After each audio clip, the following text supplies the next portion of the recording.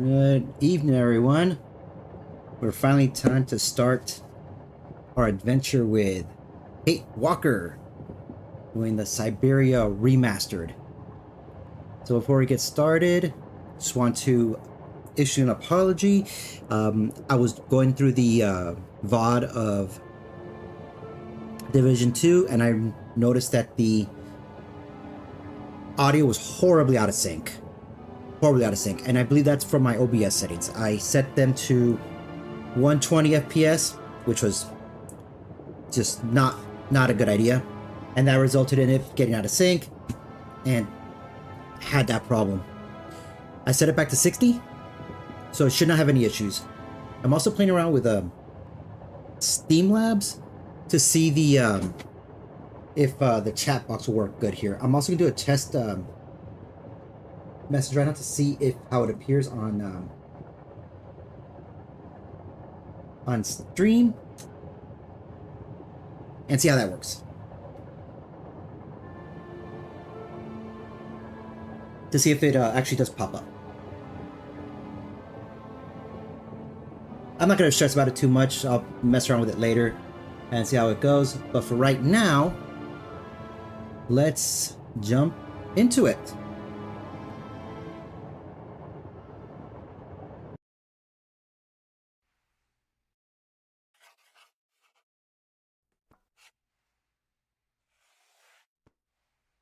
I will give my thoughts because I did play the original. I love the original, so I will give my thoughts as how I see the differences between the original, is what I remember, and this one.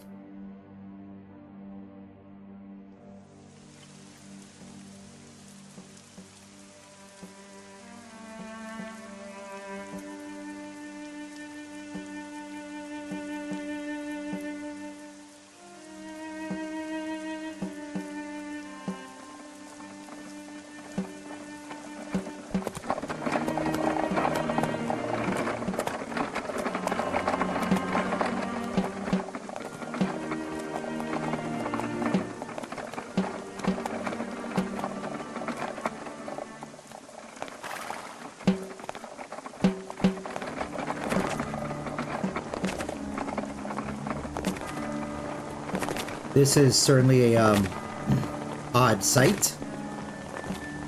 Honestly, this would not be out of place in a horror game.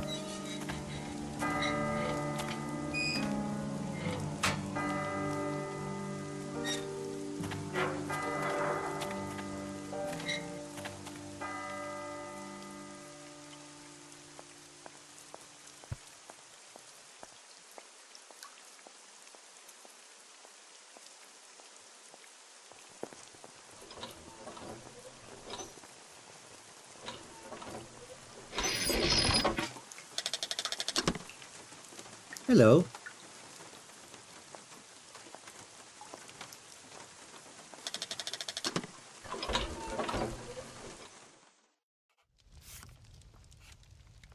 And now we begin. So, as of right now, it is...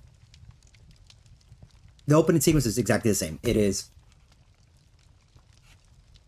Kate Walker. Kate Walker. Shows up. We see a funeral procession. So far, it's exactly the same. Let me just mess around with the settings a little bit, see what's going on here. Okay, so there's no way about saving here. This little dongle here is probably for... Oh, never mind. Let's interact with you because... I really don't have the strength to take this suitcase any further. I wonder who can help me. I really should have checked if they got the same voice actress. I did like the voice actress for the original one. Inventory, you have obtained an item. You'll find all of the items and documents you have collected in your inventory. Continue. Since this is an adventure game, I want to read everything. I want to enjoy. So this is more than likely going to be a rather lonely affair. And I'm okay with that. Let's go. Welcome to Valadilene, the world capital of mechanical toys. Let yourself be transported by the magnificent landscape of Valadilene a small, charming town tucked away in the Alps and by Vorarlberg Manufacturing, whose exceptional savoir-faire in the specialized world of luxury mechanical toys and automatons is at the root of Valadilene's reputation around the world. For 800 years, the Vorarlberg family has passed its knowledge from generation to generation, perfecting the art of that particular branch of clockmaking that breathes life into the complex network of cogs and spindles that make up automatons. Its creative wonders once defied belief and drew the admiration of young and old alike. People would come from across Europe for a chance to vie for the right to own one of these fantastic toys. Unequaled savoir-faire. At the heart of a mechanical automaton is its motor. A series of spindles are set in motion via a set of cogs. Attached to the spindles are cams that are shaped in the image of the music. In turn, they command a series of rods which control the gestures of the toy at their tip. That's these fellas here. Automaton construction takes place in 3 stages: modeling, mechanics, and casing. The process requires the participation of 20 different specialized trades. In its heyday, the Vorarlberg factory employed over 100 craftsmen, mechanics, watchmakers, sculptors, tailors, dressmakers, working in separate workshops. Vorarlberg automatons all have 2 distinguishing features in common: their high precision mechanisms and the characteristic Vorarlberg wind-up key. That'd be that little plus cross shape there. Devising and assembling each model is a meticulous process. Standard toys are constructed from local wood, while the most sophisticated ones use more precious resources such as ebony imported from Madagascar. Despite competition from Asia, the Vorarlbergs never gave in to the temptation to produce electrical robots and chose to continue their exploration of the mysteries of perpetual mechanical motion. Unequaled savoir-faire. The Vorarlbergs have come a long way from their simple jointed puppets of yesteryear. Today, their creations are so lifelike, one has the impression that they can think for themselves. The first signs of puppet manufacture in Valadilene go back to the 13th century. While there was maybe no definite puppet industry at the time, Hermann Vorarlberg's renown was recognized even in the court of the emperor. Switzerland. The artisan H. Vorarlberg and a servant presenting his puppets to the emperor. You know, like, this I like more. It was not until the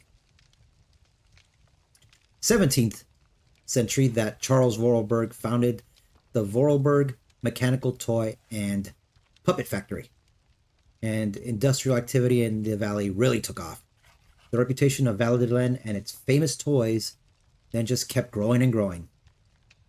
Charles Vorarlberg, with one of his creations, a large part of our production was devoted to producing theatrical puppets at the time. The turn of the 20th century was Valadilene's golden age, as expressed in the factory's impressive architecture and the main houses of the town. The Vorarlberg reputation crossed the oceans, dispatching its fine precision mechanisms across the globe to delighted buyers who began to believe that Vorarlberg automatons had a life of their own.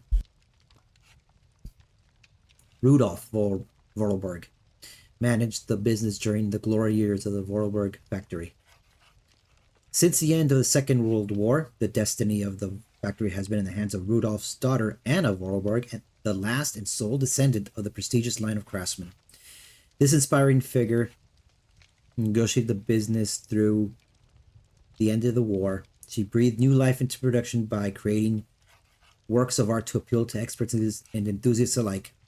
Vorarlberg automatons became rare collector's items, with highly innovative mechanisms and unequaled ingeniousness even to this day. Oh. Well then. I don't care. I'm still gonna...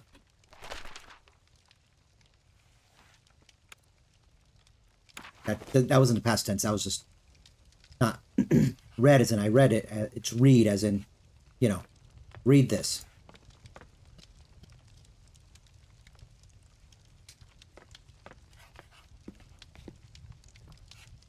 Ooh. There's something about a crackling fire. Hi there. Hey, hi there. What are you doing? Can I see? No, too difficult. Momo's work very difficult. Hello, Momo. So, your name's Momo. I'm Kate. Momo do like Hans. He draw. Hans? Don't disturb Momo. Momo work difficult. Will you show me your drawing? No, not finished. Go away. I've just arrived. My case is a little heavy. Can you help me take it up to the room? Momo's strong. Very strong. But no time. Momo very busy. I guess I'll let you continue working. Momo's busy. Sorry, Kate. Get to reception. So we get this key here. Lace. The key. And... yeah. Bit extravagant, a bit, unnecessary. Okay, I'm coming.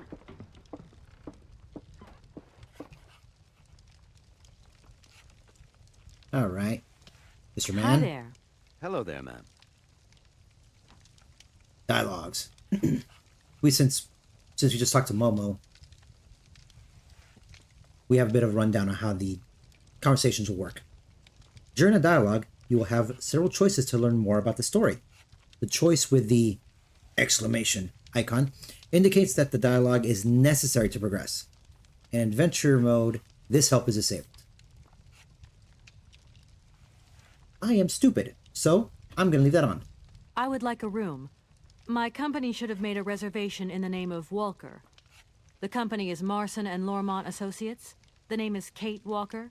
Of course, Miss Walker. You are in room 6 on the next floor up. Thank you. Could you possibly take my luggage up, please? Your luggage? Why, of course.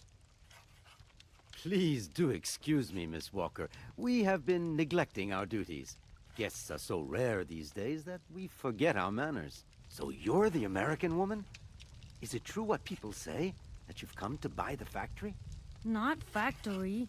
Anna's house. Hans' house. Excuse me? Would you quiet down, you mischievous little boy? I imagine our little town must disappoint you. You see, today is very sad for us. It's a day of mourning. Today is the funeral of Miss Anna. Momo sad, but Hans not dead. Hans long way away. Anna told Momo. Anna liked Momo very much. That's enough, Momo. Stop pestering the lady. Now go on, scram. Get out of here, you hear?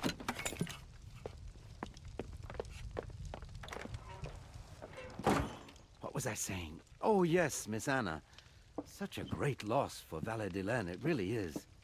Because now that she's dead, the factory'll close. But you're here to stop that happening, aren't you? Our future is in your hands, Miss Walker. No pressure. What?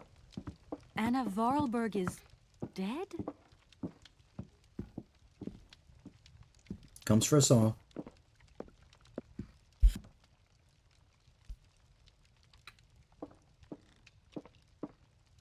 Here's your room. I hope you like it, Miss Walker.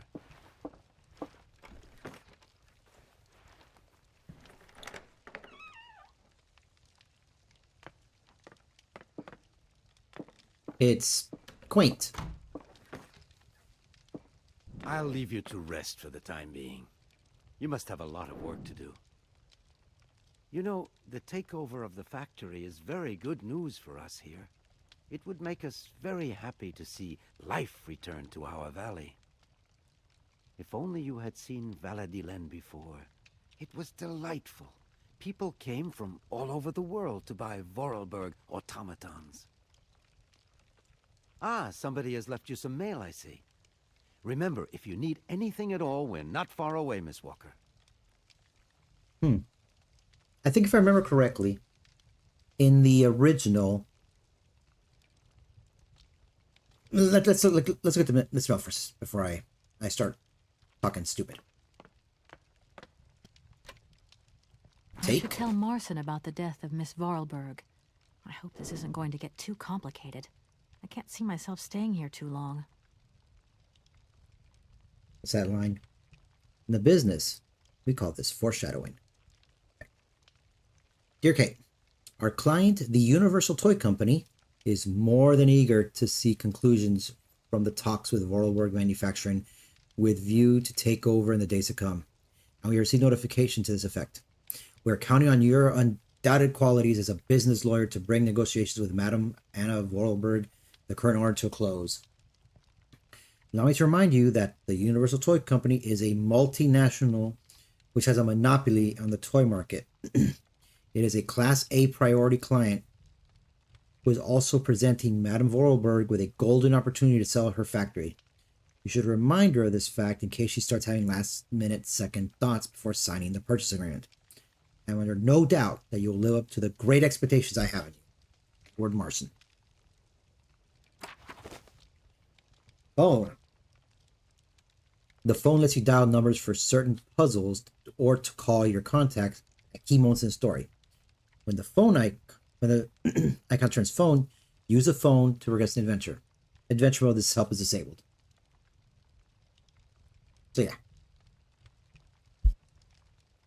Again, I'm stupid. I don't want to be, really seriously going around going, what did this button do? What did that switch do? What did I do next?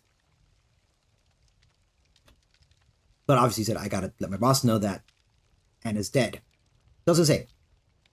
In the original, I think the fax is already there. And she calls. And they have like a backup in case of the situation. So you have so this is the boss. Hold up, I'm sorry, I gotta check this out, okay. Diary. The diary contains your story progress, important items, and documents for review.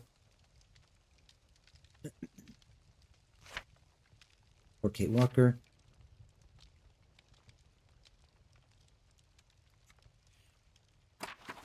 Okay, that's what I thought.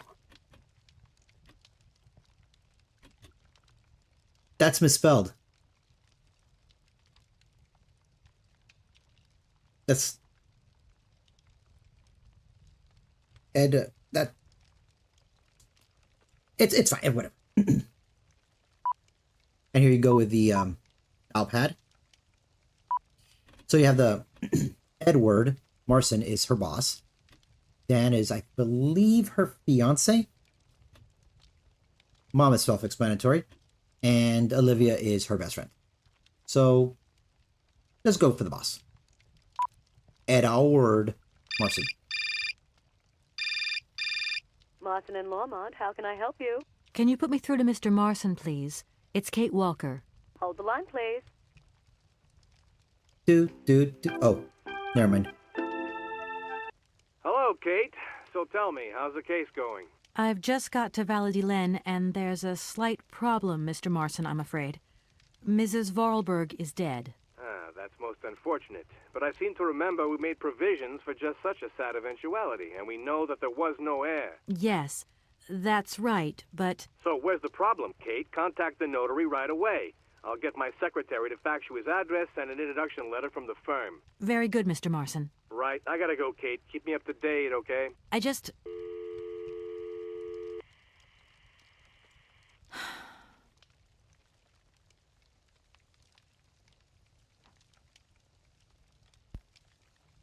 Yeah, boss is a jerk. Moving on. Let's see here. Oh, what's this? Oh, go down. Never mind. Go down, go. I do remember that if you double click, you would be able to run. Let's see. I'm back again.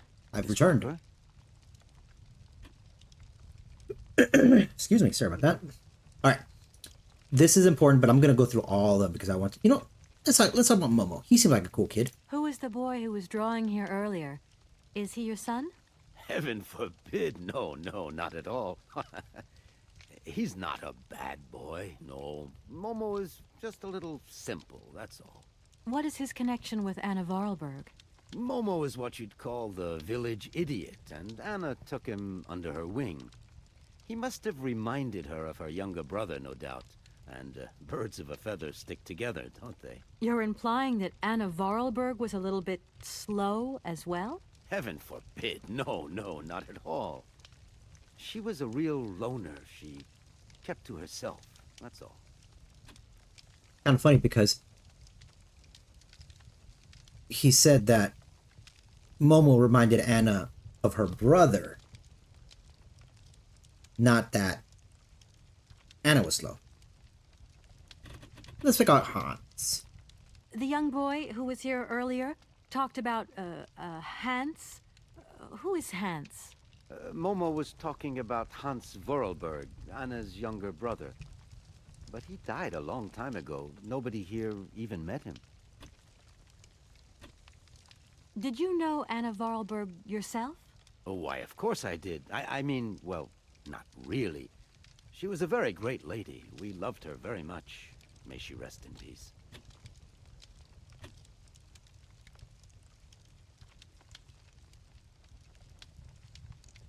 I remember this one. I'm thinking the line would be the exact same, but I kind of like this line because of how's your reaction to this one.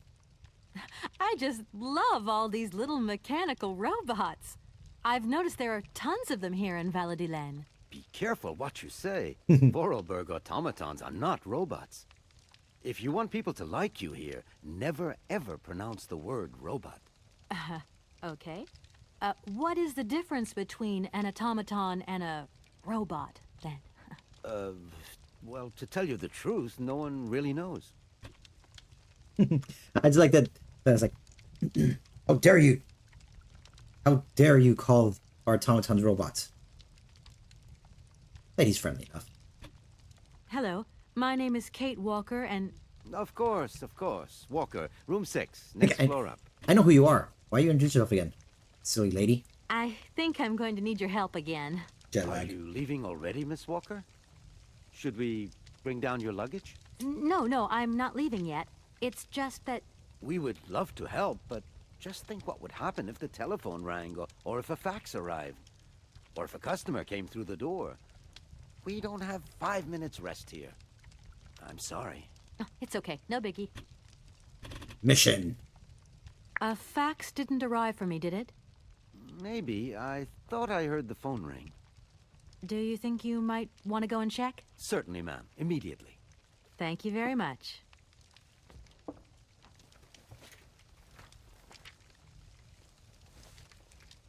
Thank you. At your service. All right. Well, that is kind of hard to read. I know I can do this and read it with the text, but I want to read it like this for now. Until I can't. Dear Maître Voltaire. So butchered that. As you are no doubt aware, our practice is charged with undertaking negotiations for the takeover of the Vorarlberg manufacturing by our client, the Universal Toy Company. Sounds generically evil. It is with great sadness that we learn of the recent death of the manager and owner of the factory, Madame Vorarlberg, with whom negotiations have started. We are under no doubt that Madame Vorarlberg left you instructions before her death, enabling the sale to be concluded. We should remind you of the significant boost the arrival of the American multinational will bring to the economy of your region. It is for this reason, and I am sure you will give our representative, Miss Kate Walker, a warm welcome. Yours faithfully, Edward Marson. All right, now that's done. Let's. Oh, actually, I know I'm kind of jumping the gun here a bit, but there's stuff here I can pick up. Interact.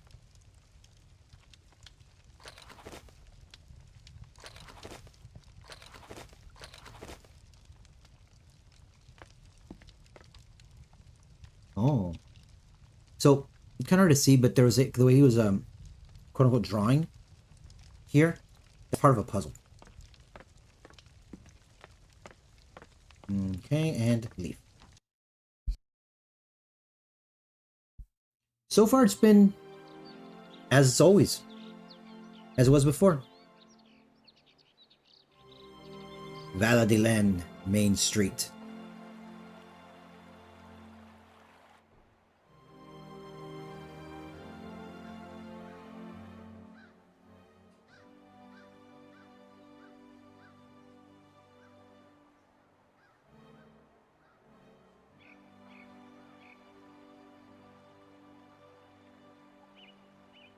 Okay, now we can move on. There we go. I was wondering why she wasn't running. Oh, hello. That's what I was trying to do. Double click to run, but and hold to keep moving. But now, I'm a jogger. Nope, can't go that way.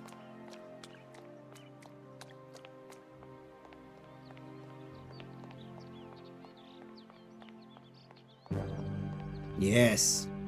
Good morning. Are you open? Can I buy something from your bakery? No, afraid not. Not possible. We're closed. I can wait a while. You can wait, but we're closed all day. Day of mourning. I'm sorry. Please accept my condolences. Don't worry about it. Because of Madame Vorarlberg's death, all the shops are closed. Mayor's decision. Try tomorrow. Tomorrow I won't be here. That's a pity. That's unfortunate, but let's see here. Got to... Ooh. What's this? Oh. Okay. Mourning the loss of the Queen of our Hearts. Let us pay homage today to Anna Vorarlberg, who died peacefully yesterday at the age of 86. The great lady devoted her life to her business and our community. This formidable woman had an extraordinary energy, a force that allowed our automaton technology to develop and make our valley continually proud. Her vitality was matched by her generosity and goodness, which has marked all of Valadinene's inhabitants. The mayor of our town has declared that today will be a day of collective mourning in honor of Madame Vorarlberg. Her funeral will take place this morning at 10 a.m. in the parish church, officiated by the town's own priest. Let's see here. So 2002, which would have been when the original game came out. Ecology. The protest group Mountain Peace demonstrated yesterday near the site of the new Espiet Dam. They claim that the construction of the dam has damaged the blue warbler's natural habitat. Intervention on the part of the forest ranger was necessary to disperse the demonstrators. Stiff joints? Chronic hangovers? Need a spring in your step? Look no further. Dr. Schweitzer's Miracle Elixir. One remedy for 1,000 woes. It's meth. Editorial. Anna Vorarlberg's death marks the end of an era in Valadilene. Madame Vorarlberg was an outstanding woman who presided over Vorarlberg manufacturing for more than 50 years. Her death seems to bring further loss in its wake, sounding the death knell of our automaton factory, the economic heart of our town. It is impossible to view her passing without concern for the future of our valley. In the last decade, computers, video games, and electronic robots have become predominant in our consumer society, rendering traditional clockwork mechanisms obsolete. The age of the wind-up toy is over. Such technology cannot compete in the modern economic climate and has fallen by the wayside. It would have been definitively co-signed to oblivion if Vorarlberg Manufacturing had not upheld its renowned savoir-faire, helping Valadilene to remain economically active. However, today, the industry has lost its spiritual force, and the future looks bleak. Maybe the time has come to celebrate the prospective American takeover of the factory, but what will the cost be to the soul of Valadilene? Yeah, it's the concern's really valid. I mean, having you know, the faceless megacorp come in and be like, and like, once you go public, once you go megacorp, the only concern is getting a return on profit. So you're not gonna get the, you're not gonna get the clockwork. They're gonna probably have them have the same exterior, but completely electric side. But it's not.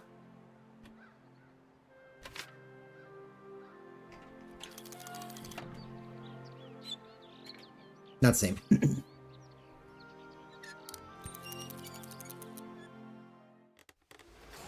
This is kind of just silly.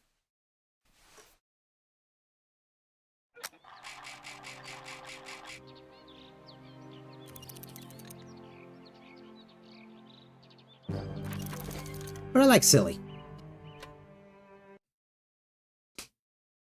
Sometimes you guys gotta be a silly goose.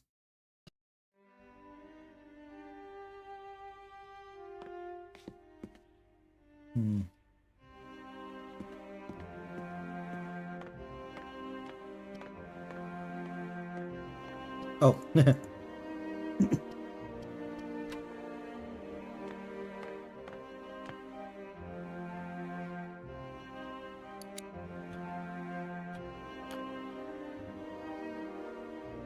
Okay, so oh, that's something else. Never mind. Okay, but back.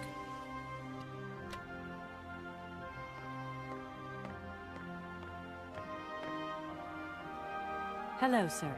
Miss Walker, I presume. Have you had a good journey? Everything went very smoothly. Thank you. Do take a seat, Miss Walker, please. Sit. Good girl.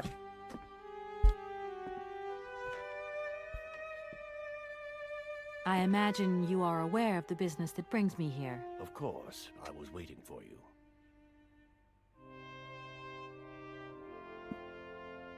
Let's see here. So now we'll go through the list here and see. You don't find it suspicious that Madame Vorarlberg left us so suddenly? I would have loved to have met her. Her death took us by surprise. She still seemed to have so much life left in her. Anna Vorarlberg was not only one of my most faithful clients, she was also a very dear friend. That is a magnificent automaton you have at your entrance. I'm very proud of it. And since my health problems, it has become absolutely indispensable for me. Yes, indispensable. It was Anna Vorarlberg who had the idea. She provided many houses with this kind of machinery. Have you ever met Hans Vorarlberg, Anna's brother? I have a few vague memories of him, that is all. I was very young at the time. Very young. If you don't mind, can we come back to that later? Ooh.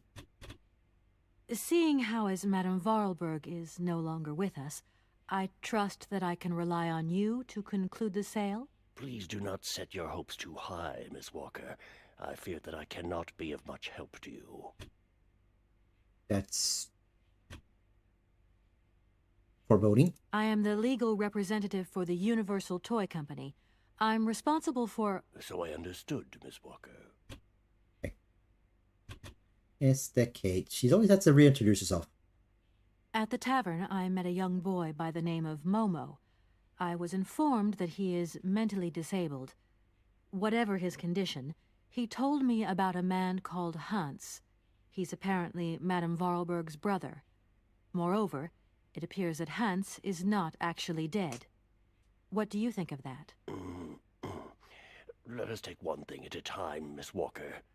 You will receive all the information you need in due course, you can be sure of that. Okay. So you can tell he's being kind of cagey about Hans. Miss Walker, I am afraid that the sale of the Vorarlberg factory is not as straightforward as it first seemed. Whoa there. Everything was agreed.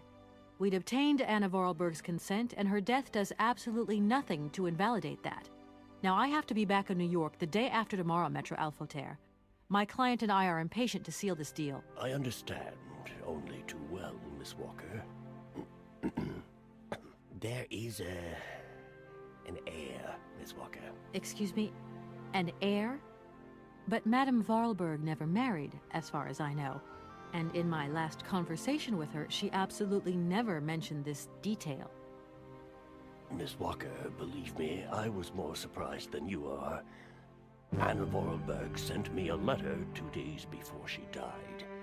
Understand, Miss Walker, that had I known about this earlier, I would have informed you. I shall read you the document in my possession.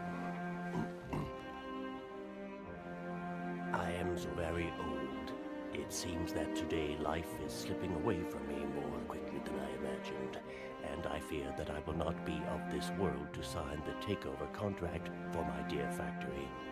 So, I must make this confession to you now.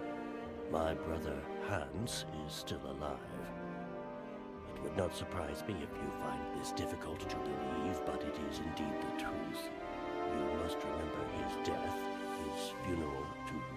Even though you were very young at the time, it was but a sordid charade dreamt up by our father. To him, the very idea that his only son should wish to leave Valadilene and abandon the family business was unbearable. When Hans left, he preferred to think him dead and make everybody else believe this too. He obliged me to bear this terrible secret as well. I repeat that Hans is still alive, so when I die, it is he who becomes the sole and rightful heir of our factory. Okay, I see. If Hans Vorarlberg is not dead after all, then I just have to sign the contracts with him. I suppose you've already contacted him? Where can I reach him? The second half of the letter informs us that Hans Vorarlberg is somewhere in Siberia. I will leave the document in your hands to read at your leisure.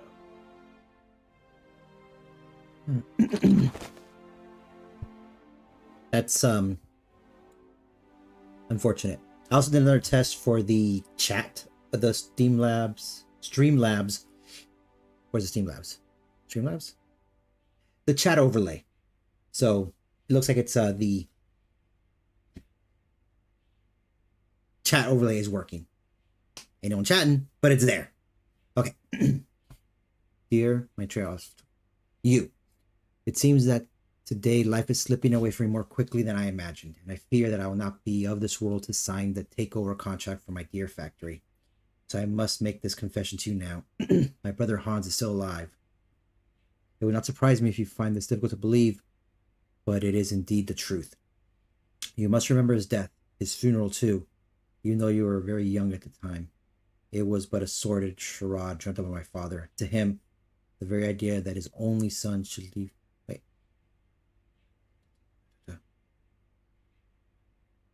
Okay, sorry. So up to here...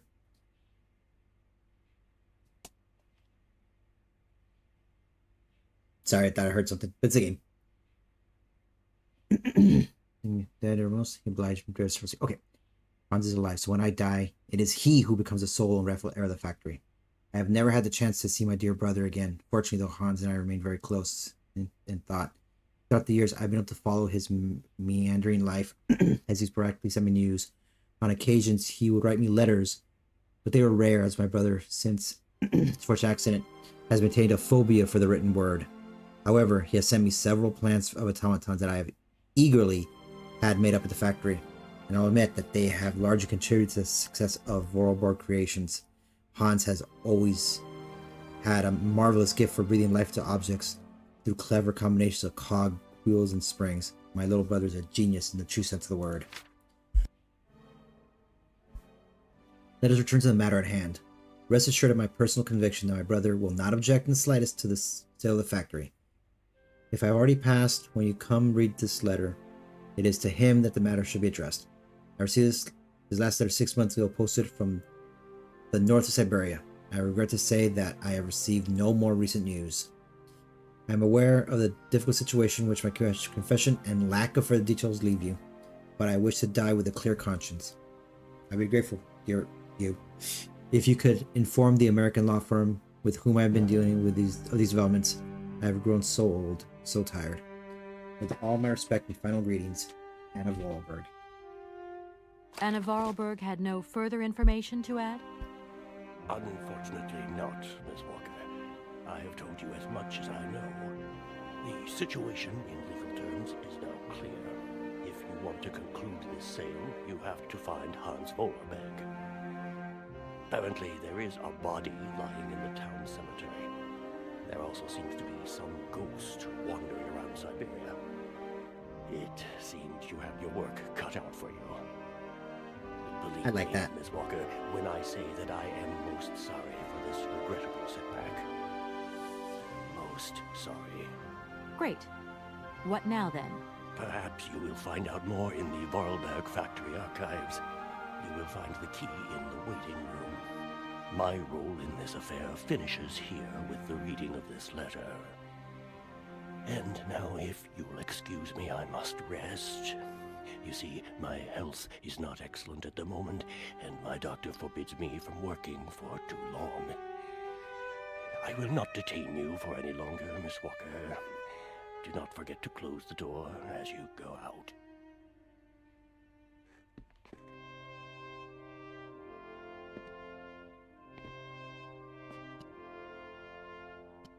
Okay.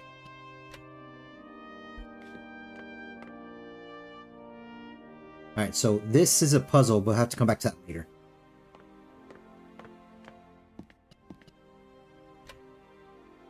Yes. That is a key.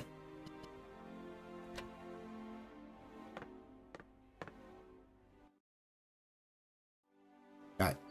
So now, I am going to...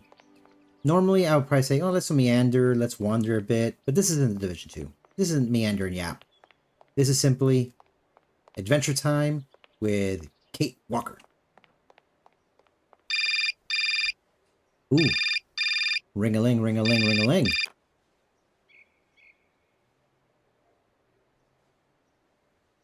Hello? Kate? Dan, I'm so pleased to hear your voice. How are you, honey? Did you have a good journey? Have you settled in? It was long, tiring, damp especially, but I'm okay. Especially when you... Everything going as planned? Yeah, I mean, well, not really. It's not exactly what I thought it would be. You know, everything's so different here. Actually, while we're on the subject, I managed to free myself up tomorrow lunchtime. I'll come and meet you at the airport.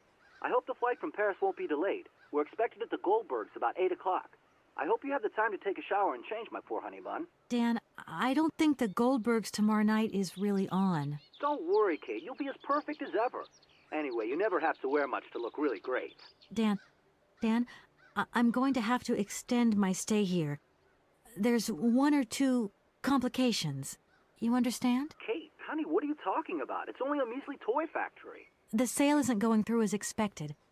I've got to stay a bit longer. Dan, you don't mind, do you? But Katie, you can't do this to me. I mean, it's the Goldberg contracts. There's millions of dollars on the line here. I know, I'm sorry. You go ahead. Don't worry about me. I'll get back as soon as I can, I promise. Okay, I've got to go. I'll call you back soon. Love you, honey.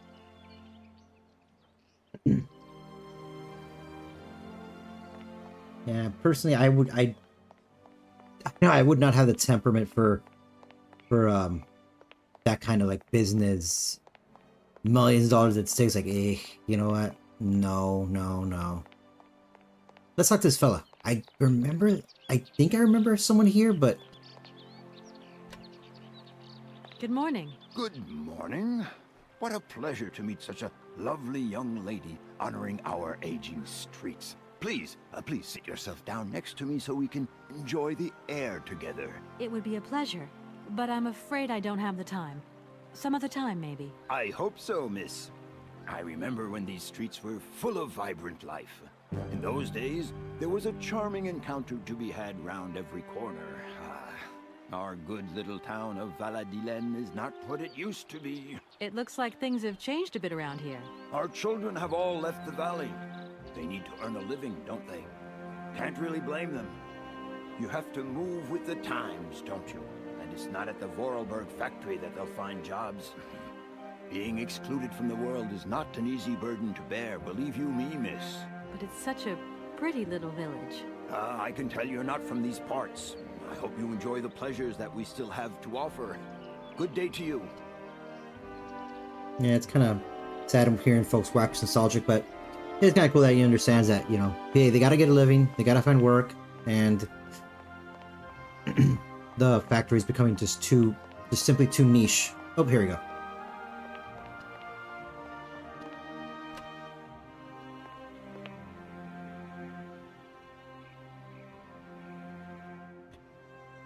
Factory key.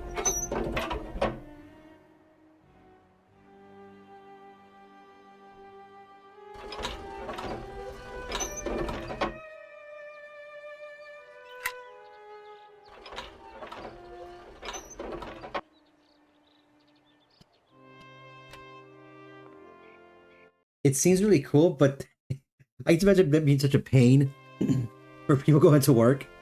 I imagine the workers have a different entrance. This probably might be like a guest entrance kind of deal.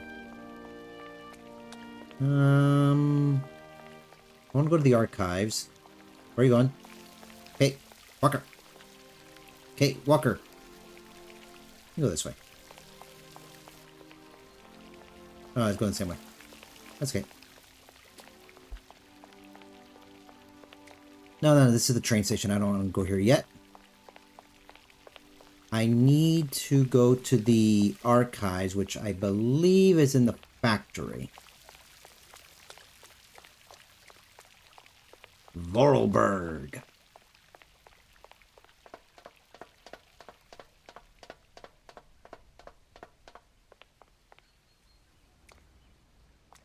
Okay, fine. Let's go.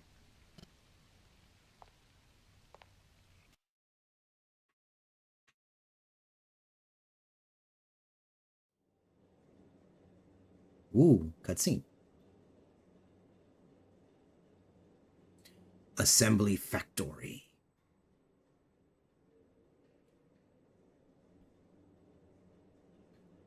Okay.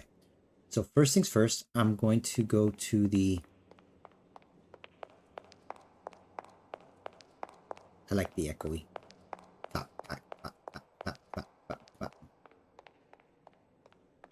Okay, this is a new thing. Hijo de tu madre. Mushi mushi, as one would say. Yes, hello? Kate, what happened to you, my poor munchkin? I've been trying to contact you for hours. I'm in Europe, Ma. Job thing. What? Europe? My God. Oh, I've got such happy memories of Europe. Some of them even involve your father, but that's enough of that. Tell me, where are you? Paris? London? Venice? Valadilene. Yeah, I know. It's a bit out in the boonies. What in the world are you doing out there? You know, business. I've got to see through the takeover of some old family business that's got a few debts. It's a really charming place, but there's one or two weird things going on here. I can't go into it now. Oh, well, that's right. Your old mother's too dumb to understand it.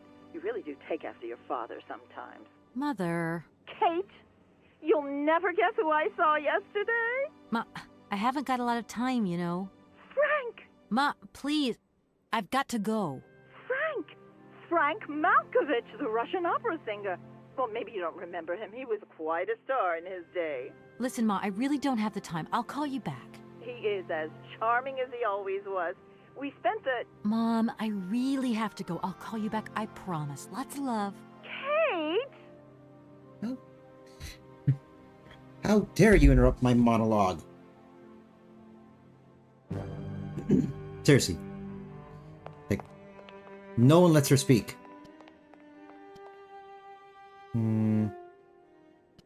Let's go through here.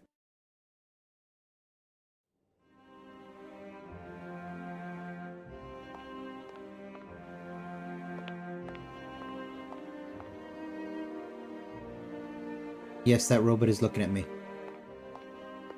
I mean, Automaton.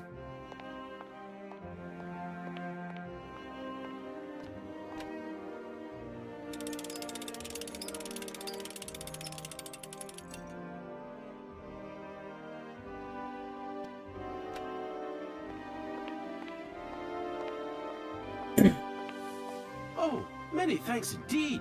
I am most embarrassed for you to see me like this. I lack a certain completion. You see, nobody here found the time to polish off the finishing touches. Honestly, these days, we really have lost the art of good workmanship.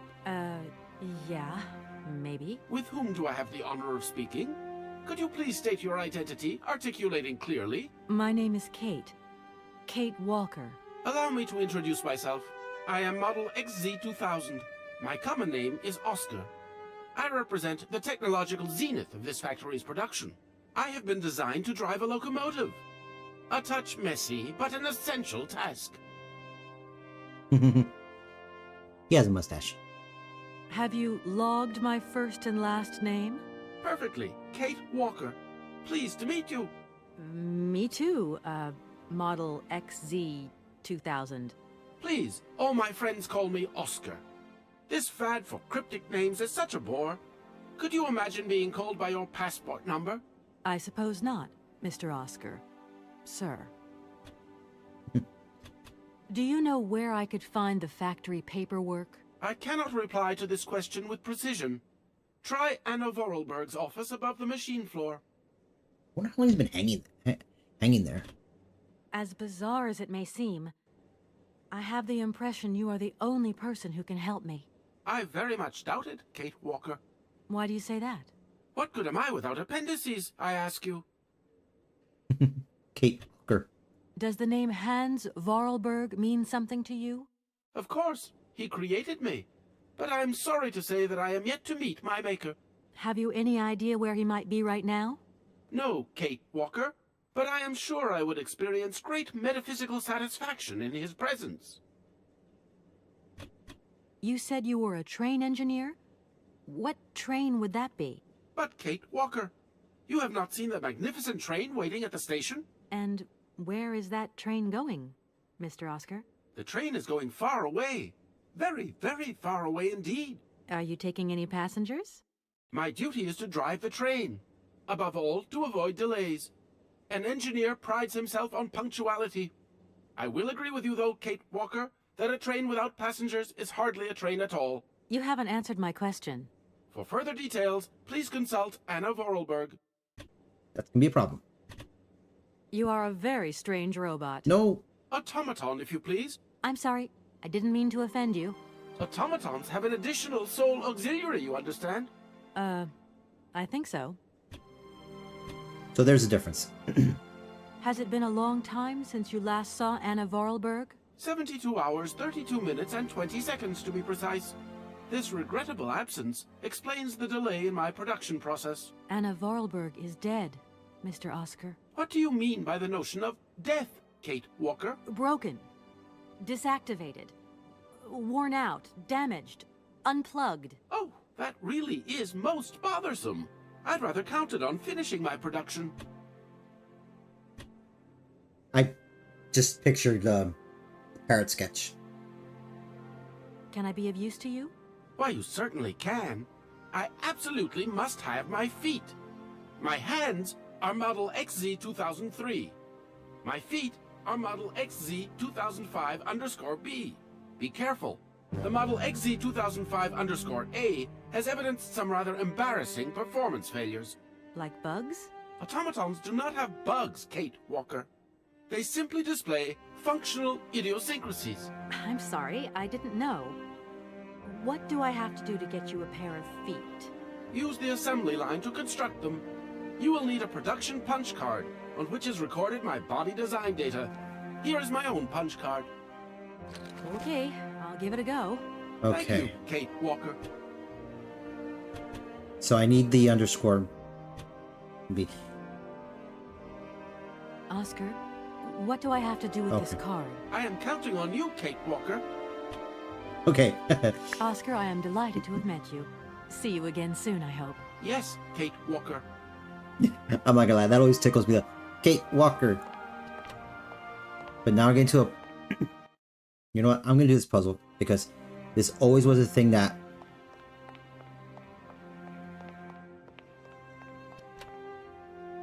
And I'm also going here, but I'm gonna go to the...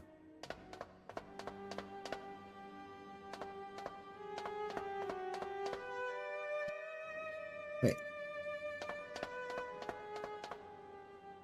Interesting.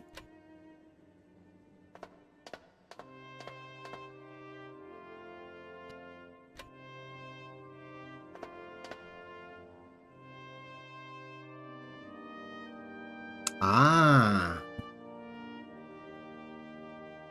That's new. That is new.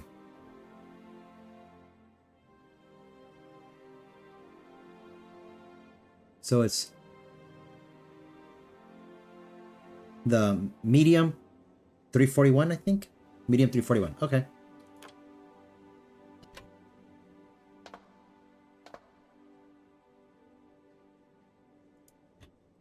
Doesn't look like that works.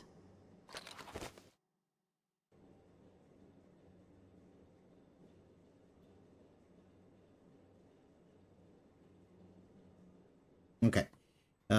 I think I remember the problem. The problem is that I forgot to turn the power on.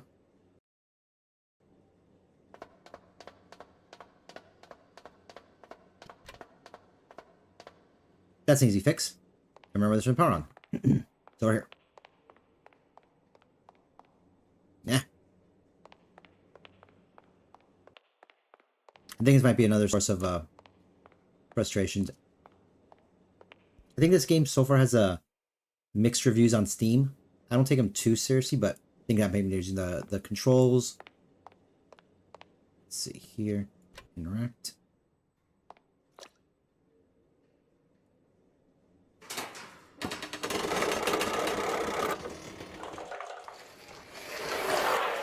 It's a little guy.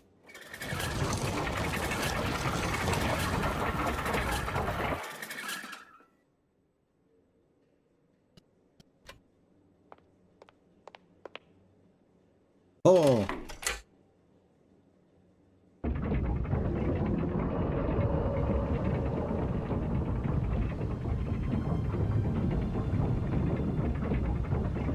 Okay. So now we have power.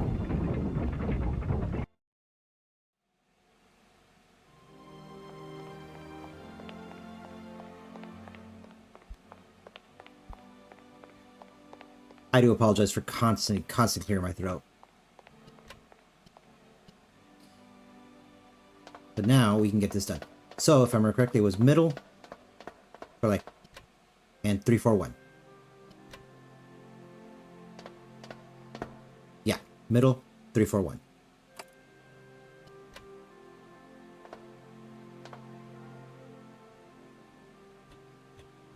Doesn't look like that works.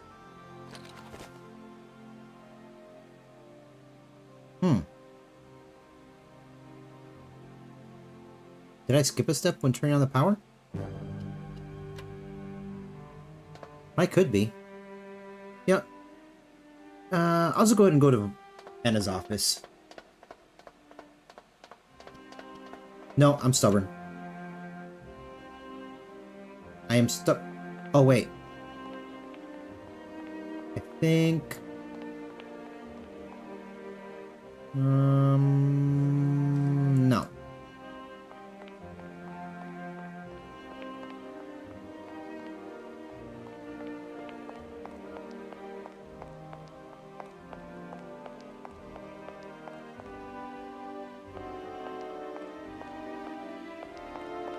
That was a mistake.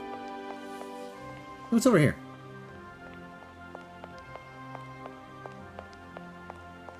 What's going on?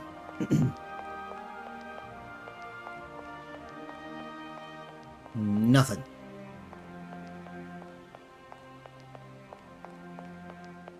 Sorry, Kate. Looks like this is meanderings.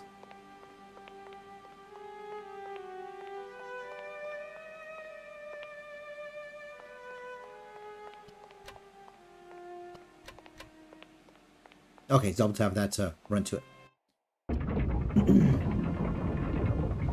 Let me see if I forgot something. I don't see anything else I can interact with.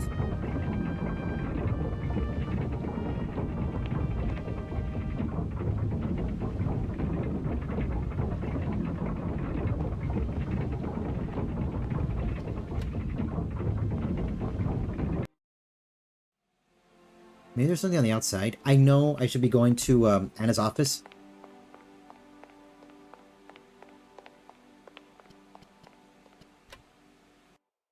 But this is kind of torturing me, so I'm going to go back to the, out here.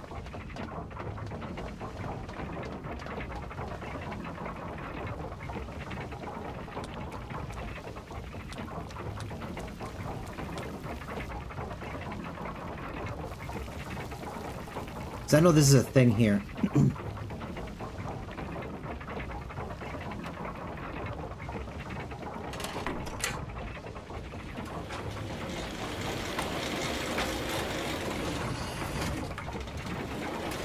Whee! I don't know what that is. I'm thinking it might be something power related.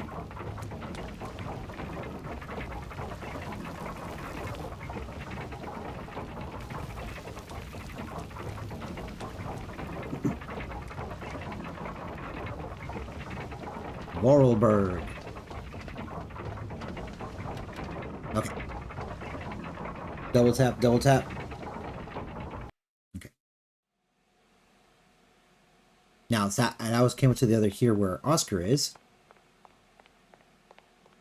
Now I can interact with this and see if that fixes the power problem.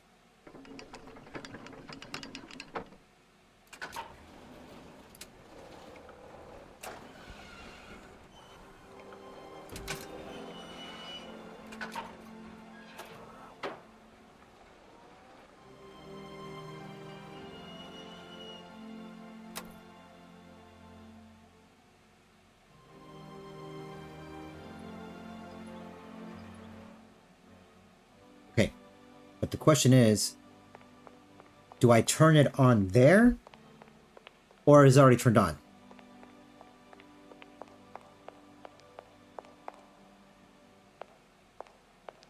I guess not. Before I go upstairs, I'm gonna go back to the pump room, or the wheel room, or whatever room, and see if there's a fuse box, something that I can turn on.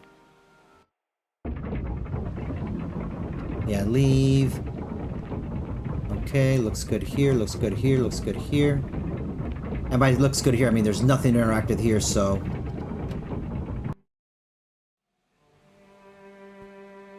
Okay.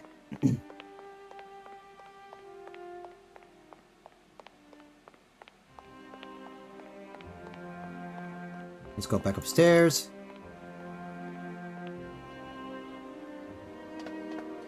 Up we go, up we go.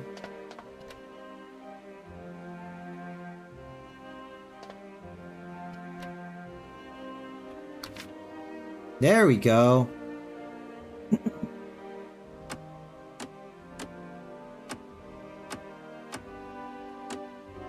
That one. 3, 4, 1. Did it do it?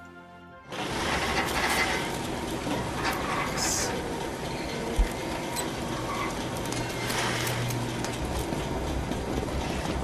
Okay. These feet are incorrect, Kate Walker.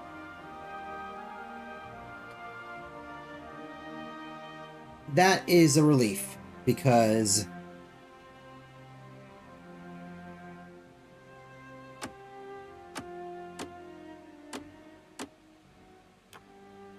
before, okay, one thing is, I thought I got it right, because before it would be,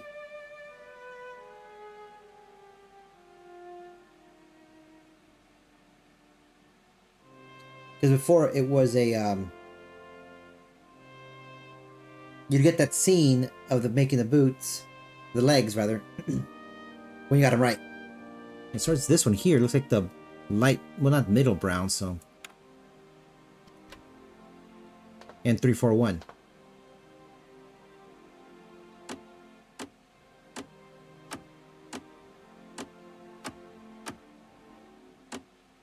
Go with this one here.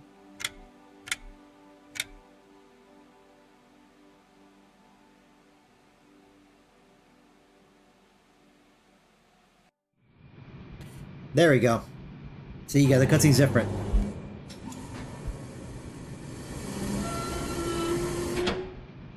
Now I know you got it right.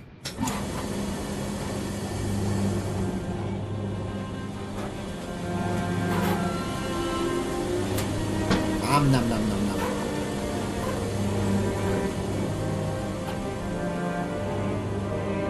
Alright, gotta take a drink.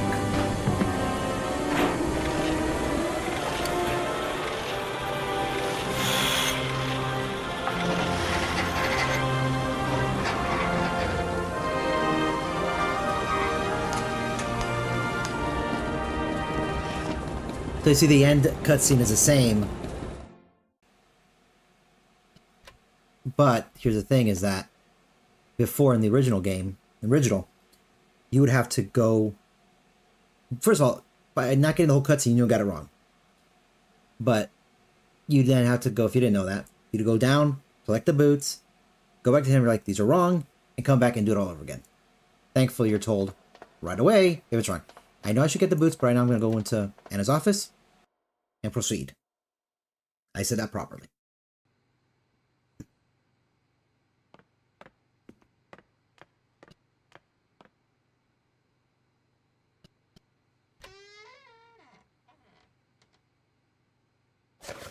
Whoa.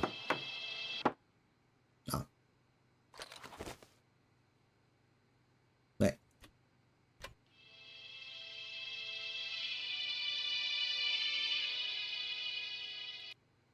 Okay.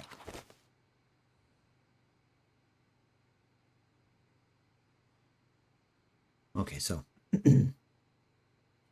what to come back for that later? Let's check this out. This barely is my 5th stream, so I don't expect a lot anyone here, but especially because I also have the Game Awards going on today too, so that's fine, that's fine. Alright. Dear Hans, I know how much this is like the written word, but I do not have the time to forge you a voice cylinder.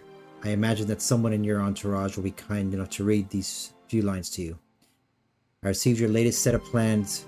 Your project is extraordinary. Your all-time masterpiece, perhaps. Time seems to have no effect on your genius. Quite the contrary. I am proud of you, my dear little brother. Sometimes I find it hard to believe that a century has gone by since I last saw you.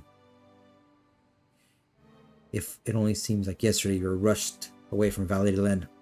We undertook production immediately following your instructions to the letter. The locomotive was ready within a week. If only you could see it. But you will see it. That much I have promised you. It is magnificent. It seems impatient to set out on its maiden voyage. There's only Oscar left to build. I hope I'll finish him soon. But as you can imagine, his mechanism is complex and takes a great deal of time and handiwork. Correct me if I'm wrong, but I understand you wished me to bring you that cursed prehistoric doll, the very thought of which I wonder is still in that cave, and if it is, what state it is in. But what does 60 years matter, after all, to an object already several thousand years old? I'm going to find it, Hans, I promise you. I have a bit of nasty flu at the moment, which is running me down a little. I should be better in a few days, though. The sale of the factory is taking shape. The lawyer from New York should be visiting, and we will be able to sign the contracts. Then I shall.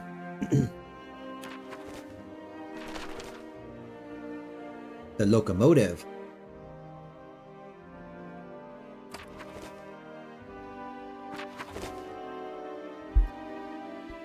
They mentioned that the debts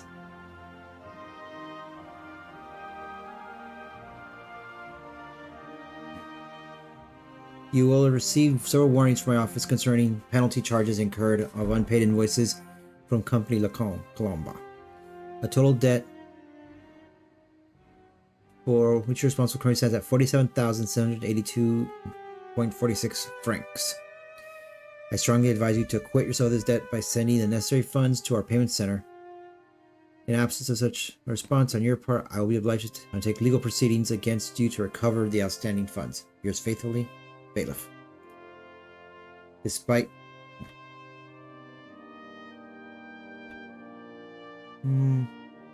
Okay. Oh. Despite numerous follow-up letters on our part, we notice you still owe the sum of 80,210 francs, corresponding to an invoice dated January, February, and March of 1998, including increments for late payment. We are asking you to resolve the situation by return of post. In case of non-payment, we will be obliged to suspend all supplies and refer the matter to relevant legal authorities. We trust you shall hear from you soon.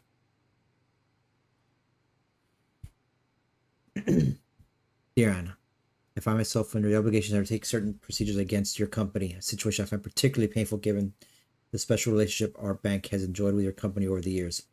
You yourself admit that for some time, Vorarlberg Manufactory has become a financial liability, and due to shareholder and partnership pressure, I am no longer able to underwrite your debts with the bank. I am sorry to say that we are obliged to comply with the economic imperatives of the era. It is for the reason that I beg you to accept the American investors' proposal. Such a takeover comes at a fortuitous moment, as it is the only way to swell your accounts and settle your debts. It will enable Vorarlberg Manufacturing to stay afloat, streamline production, and modernize production techniques. You will thus be able to keep the Vorarlberg name alive, one that in its day was a guarantee of quality and savoir-faire. Please believe me, Anna, when I say that I offer this advice not just as a banker, but as an old friend who desired nothing but good for you. I know that's a decision can be taken easily. You can truly hold your head up high, my dear Anna, and be proud of your achievements throughout the years. My deepest apologies for bringing such unpleasant news, and I will remain at your entire disposal should you need me. Yours in dear friendship, Gustav. Oh my gosh. Invoices, invoices, more invoices. I never knew the factory was in such a bad way financially. These last 2 years must have been very hard for Anna Vorarlberg. And then Aflujas was well, literally did her in.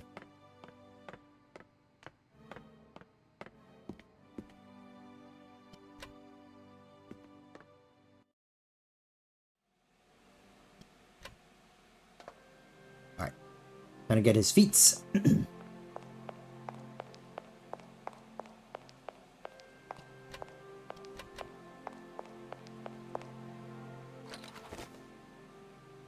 Okay. Legs. We got legs.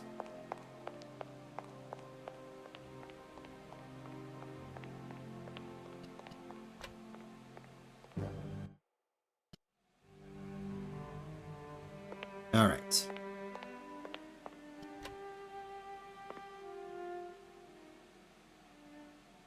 Well, that was weird. Here are your feet, Oscar. I hope they fit. Kate Walker, I see you managed to produce 2 XZ2005_B models.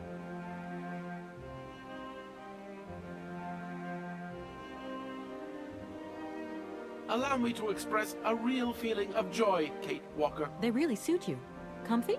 Very. You are very kind, Kate Walker. I am sorry to have to leave you. Where are you going? I must find my train. Its departure is imminent. Hi, Oscar.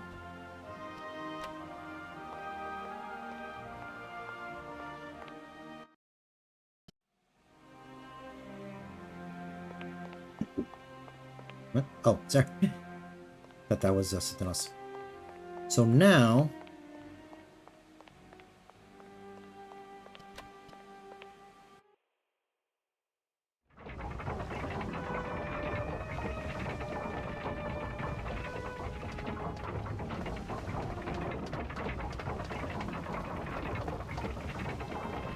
we shall continue on.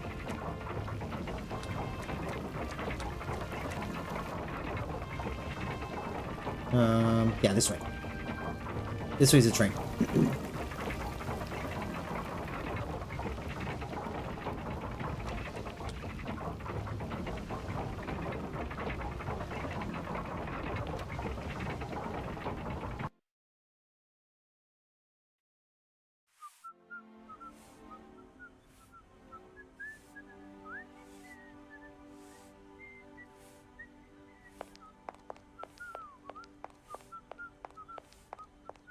There's someone working here?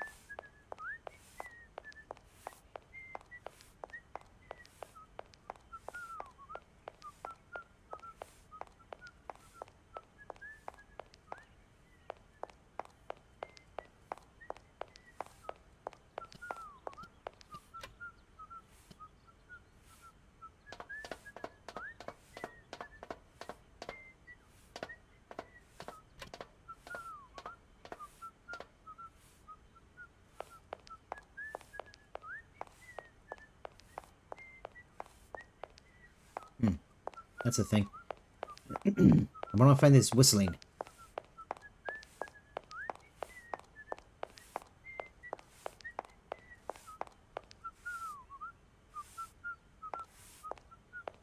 That was weird. Oh, there you are. Oh. Well.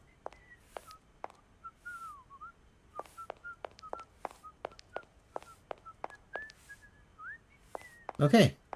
So that's that. Okay, so next I'm gonna...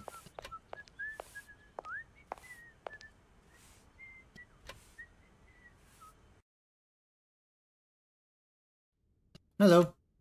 Hey there, Oscar. My functions do not permit me familiarity, Kate Walker. Even if you are my first and only passenger. Me? Your passenger? Yes, you, Kate Walker. Is it not for that reason you completed my production process? If you say so. Oscar, if you were in my shoes right now, what would you do? My reasoning mechanism does not permit me to manage problems outside the mandate of my own functioning. Don't think for one moment that I'm bored of you, Oscar, but I have to go. I also have much to attend to, Kate Walker.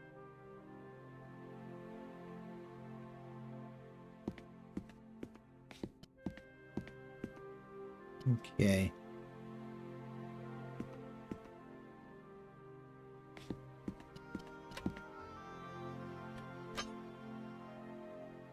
Okay.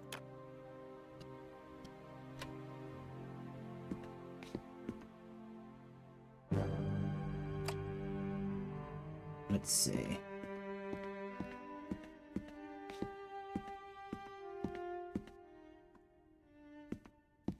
Okay. Nothing here. It's a bed.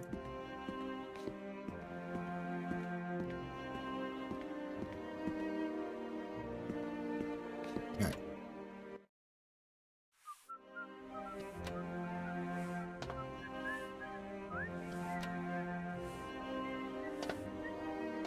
Oh, actually, this is where.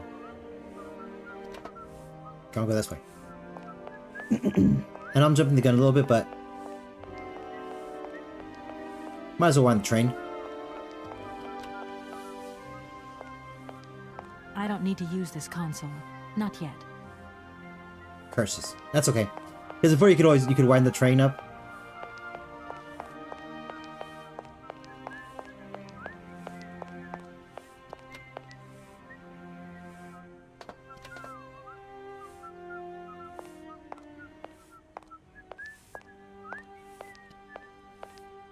Okay, so Oscar is at his train.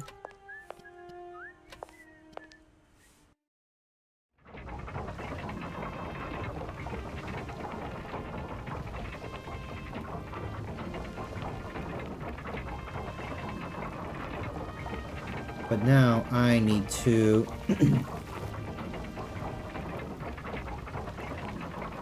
what's this way again? Oh.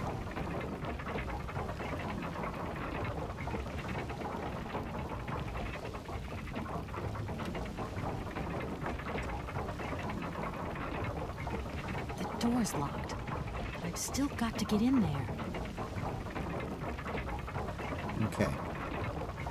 Let's see here.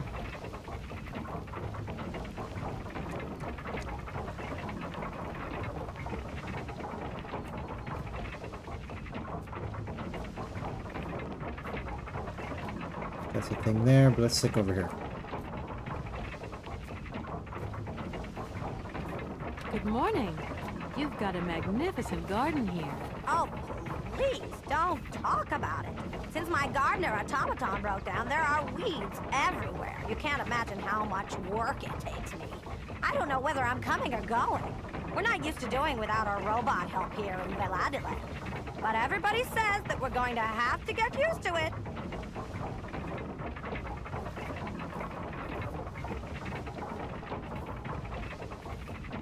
That saying robot was bad form.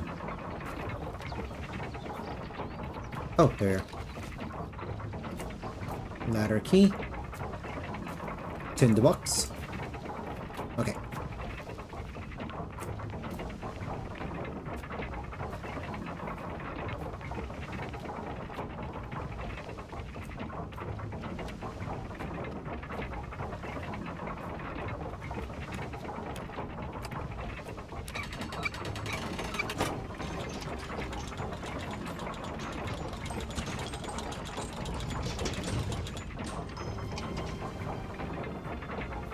Okay.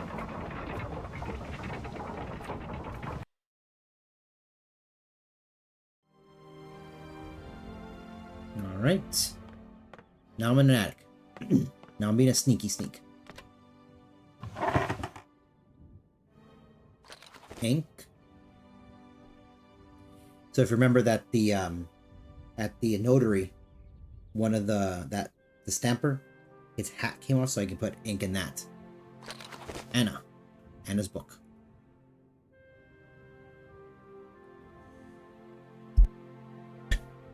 Lore. We're getting lore.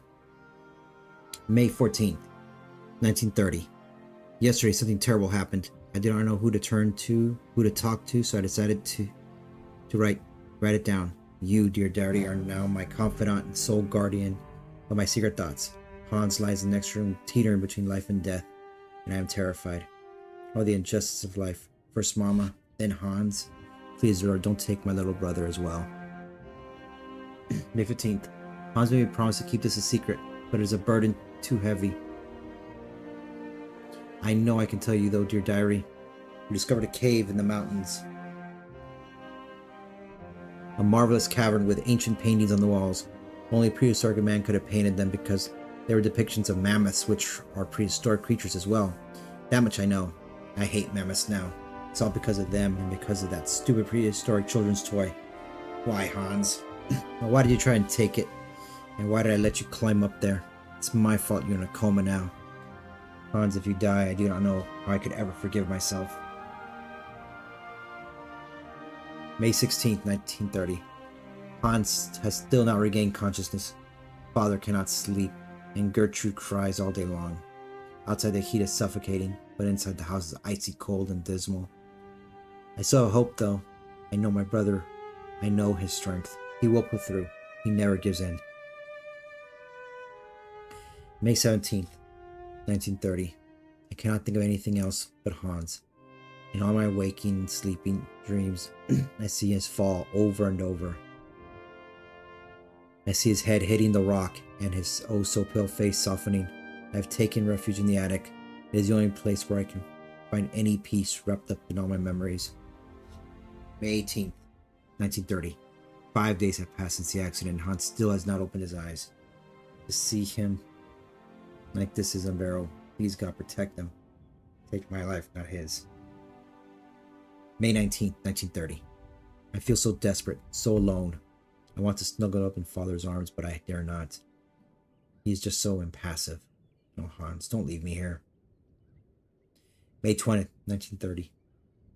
It has happened. Hans has finally come back to life. He opened his eyes and uttered my name. My name. Do you realize this is the happiest day of my life? I want to take to the streets and sing, to proclaim my joy to the world. Thank you. Thank you, God. May 22nd. 1930. How wonderful, how beautiful life is. Gertrude and I cannot stop breaking into uncontrolled fits of giggles. Hansi wolfed down his meal today. I knew he was tough, my little brother. Even father smiled at me today when he said good morning. May 25th, 1930. I don't know whether I'm coming or going. I'm totally absorbed in Hans's recovery. I have scarcely 5 minutes to myself to return to my refuge and scribble down these words. May 29th, 1930. It is very curious whether Hans is hungry, thirsty. It is very curious whether Hans is hungry, thirsty, or if he wants something. He cannot stop saying my name. He can't bear it when I leave him, even for an instant. Gertrude thinks that I should move my bed into his room to help him sleep better. I hope that father will agree. June 2nd, 1930. Today was the first day that Hans has left the house. We went for a short walk in the garden, but Hans is still very weak. The doctor said that we should be patient and shouldn't rush him. It's so hard, though. I hope so much that life can return to how it once was. Not to be mean, but this here is supposed to be 22nd, not 22nd. June 20th, 1930. Hans has been out of his coma for a month now. He still doesn't say much and has difficulty moving. He sits motionless for long periods of time, his eyes wide open as though lost in thought. I've had to call his name several times before he reacts. Then he'll smile, and when he does, the moment is magic for me, and I couldn't possibly be happier. June 22nd, 1930. I had to talk to him. The burden was too great. I asked Hans about the accident in the cave to find out what he could remember. He could utter only one word, mammoth, and his eyes glowed so strangely when he said that it frightened me. I go back to school today, and for the first time in my life, I'm dreading it. I'm afraid of leaving Hans alone. Despite Gertrude's kindness and attention, I have the impression that Hans is much less nervous when I'm there. October 20th, 1930. While I was doing my homework yesterday evening, Hans crept up on me so quietly that he made me jump. He took a pencil and a blank sheet of paper and curiously started drawing. It's the first time since his accident he has done anything but daydream.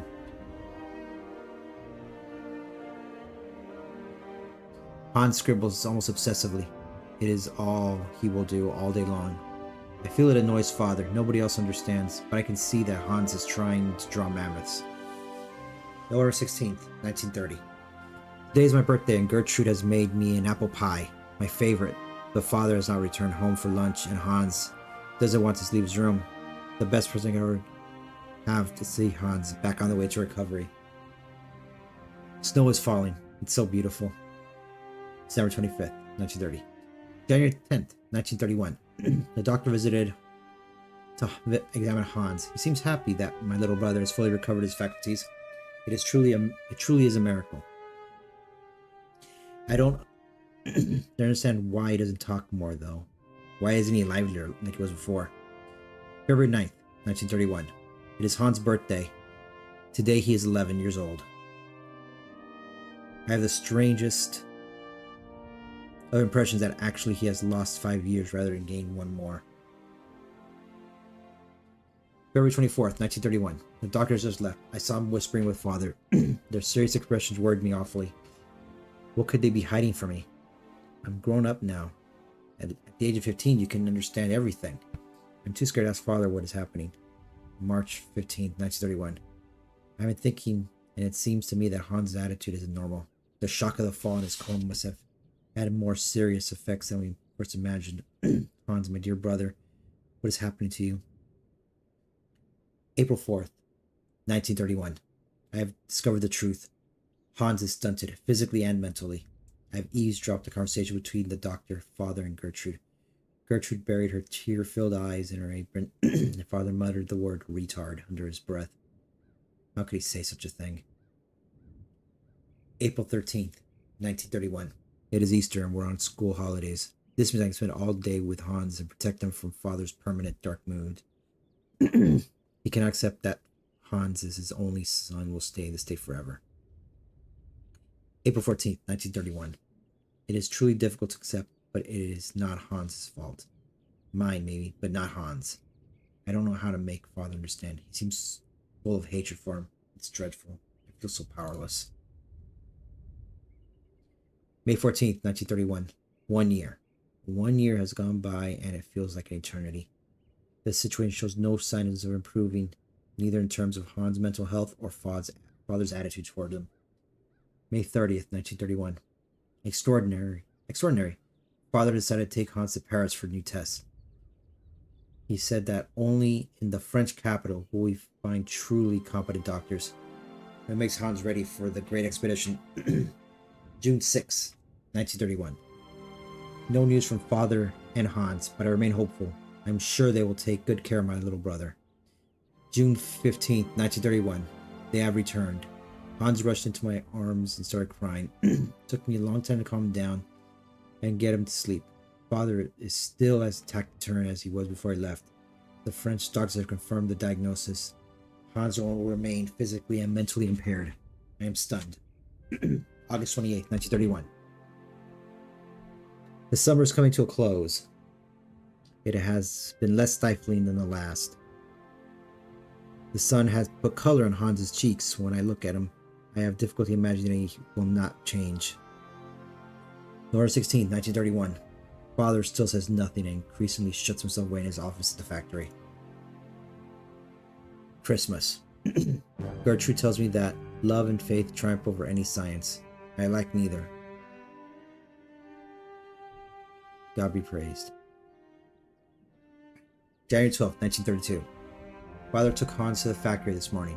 Hans was so afraid that I accompanied him. Fortunately, Father said nothing. I failed to understand why he insisted on bringing him there. January 13, 1932. Father left for the factory with Hans once again this morning. I think he wants to persuade Hans that he could be useful for something. It is his way of resisting fate.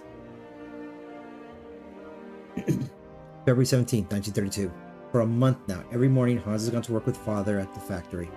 I'm not exactly sure what he does, but he seems to be enjoying it. I feel my brother's behavior has changed considerably. He's much less capricious. April 14, 1932. I could cry. Hans had made me a present. A small robot, bad word, mammoth with a trunk that rises and falls. When Father saw it, he nodded his head in satisfaction. May 20th, 1932. Both Gertrude and Father now have their own robot mammoths. Theirs are even more intricate and finely tuned. Little brother is not such a retard after all.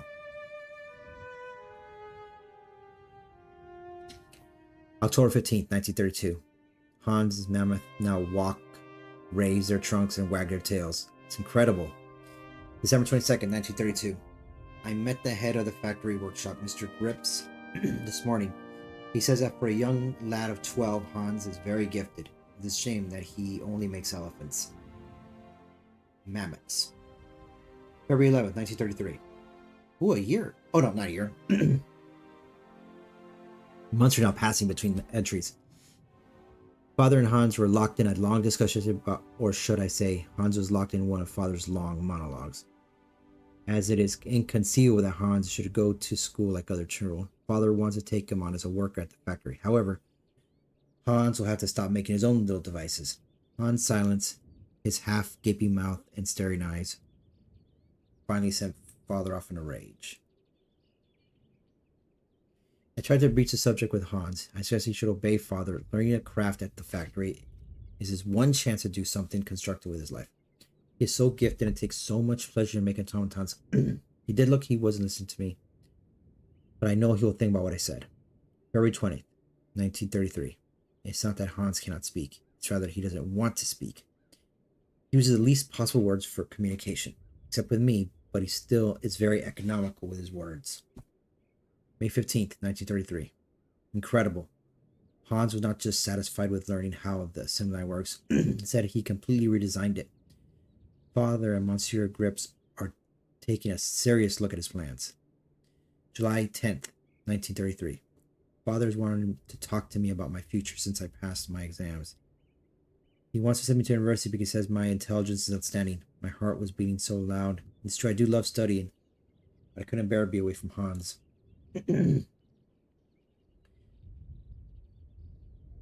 September 2nd, 1933. What a ghastly summer. I have been permanently torn between my desire to go to university and my refusal to leave my brother.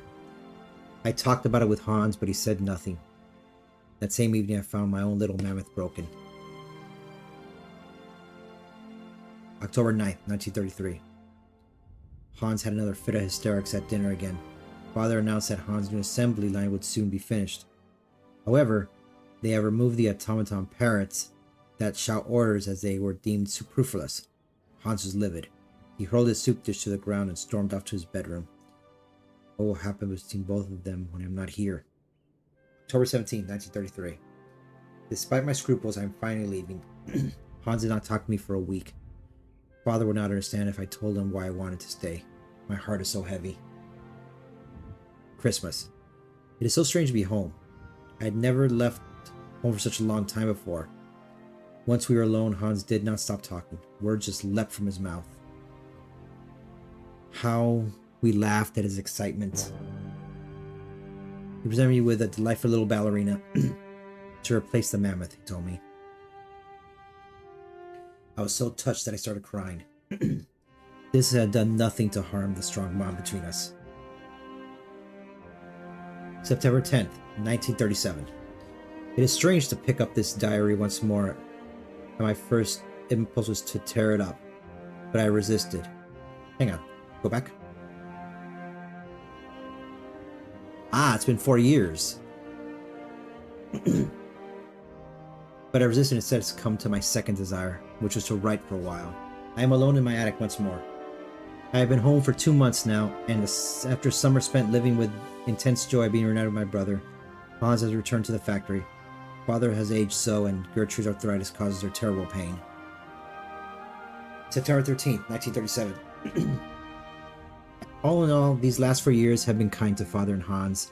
Their relationship is less tense. They still do not exchange much conversation, but they have a thing in common: the factory. I'm even beginning to feel a bit jealous. Silly, really. September 17th, 1937. Hans hasn't changed. To help Gertrude, he has designed a totally automated kitchen, and Gertrude can't stop moaning at the wooden puppets. Oh, how I adore them. October 9th, 1937. I went to go see Father and Hans at work. I hadn't been to the factory for ages. It's strange how much it has changed. I was very curious to see them set about their tasks. I like Father's new office very much. Hans has a small workshop on the first floor crammed with odds and ends, unfinished robots and designs. Exactly as I imagined, in fact. October 15th, 1937. The factory is working very well. Orders for toys keep coming in, spurred on by the run-up to Christmas. When I was at university and I said my name is Vorarlberg, people would ask me if I had any relation to the Vorarlberg any relation to the Valadilene factory. Now I know the effect that Hans' genius has had on the factory's renowned. November 2nd, 1937. To make myself useful, I started helping Father set his papers in order. The most extraordinary thing of all is that for the first time, I have the impression that all three of us form a real family.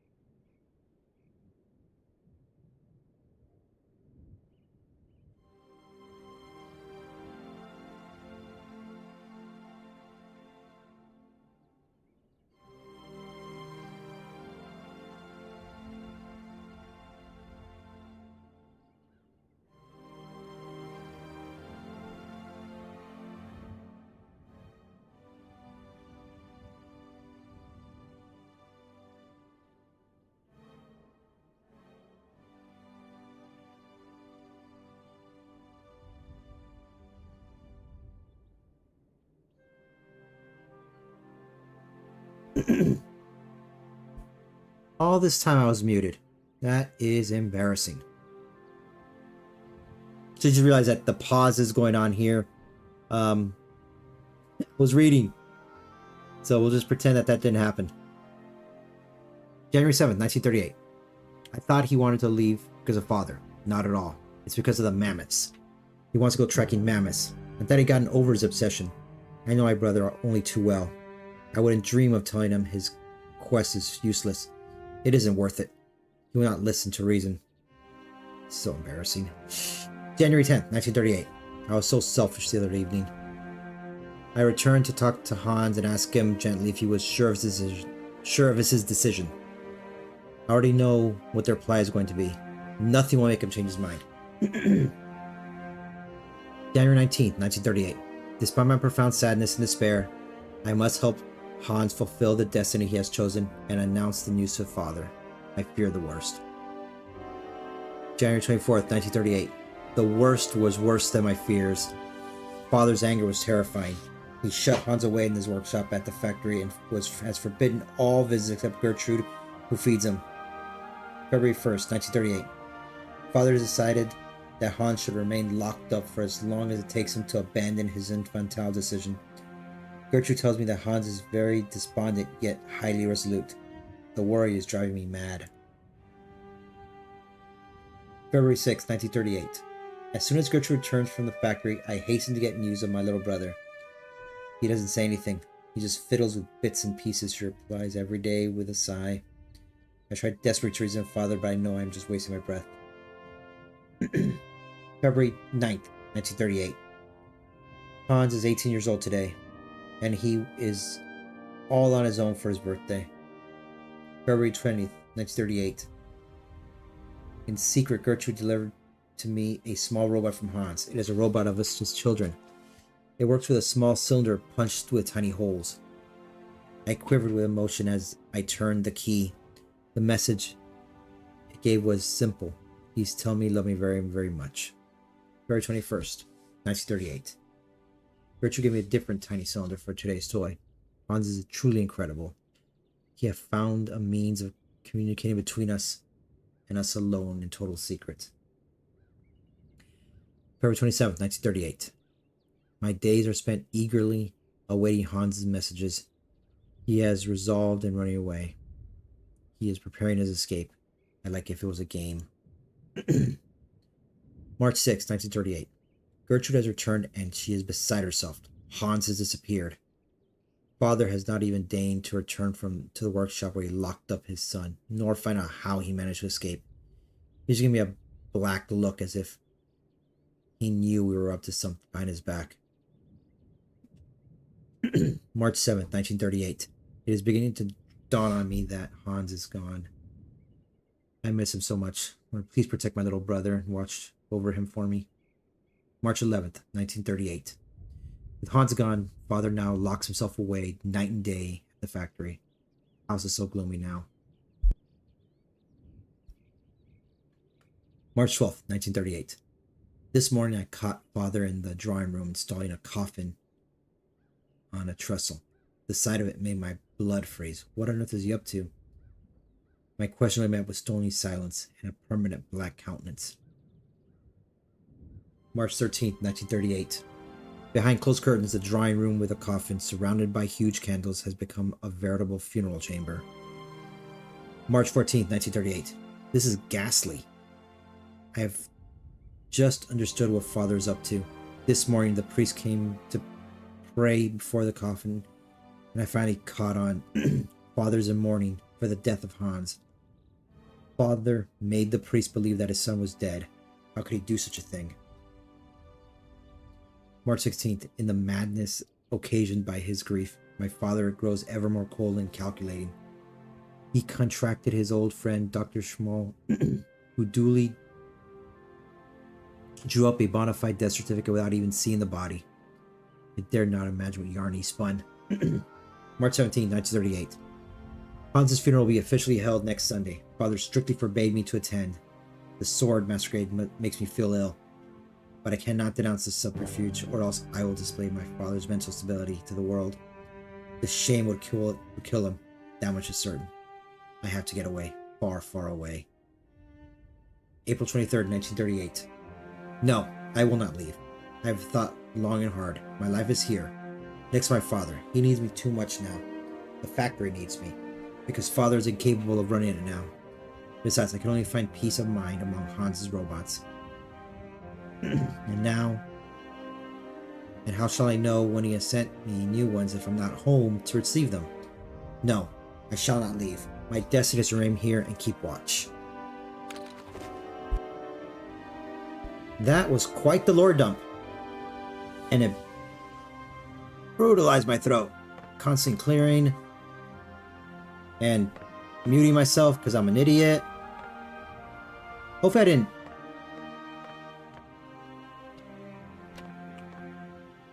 Click, click. Mammoth. You draw mammoths for Momo? Ah, Momo, it's you. You scared me. Alright. What are you doing in here? Momo want mammoth picture, like Hans picture. Sorry, I haven't got a picture of a mammoth with me. Take paper and pencil and draw mammoth for Momo. You can do that. You don't give up easily, do you?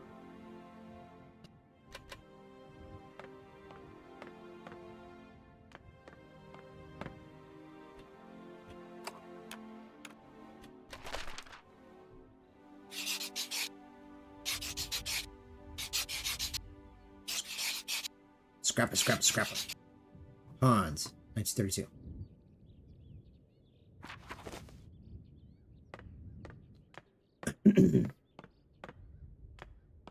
Alright. There you go, buddy.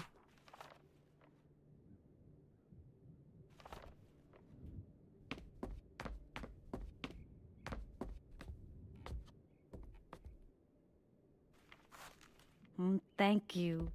Momo happy. Now follow Momo. Momo show his secret to Kate. Okay. Let's see what little guy has to show us.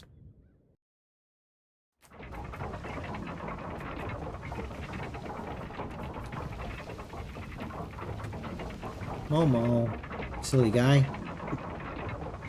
So he's leaving the factory. Yeah, I can totally see why this would cause some folks frustration.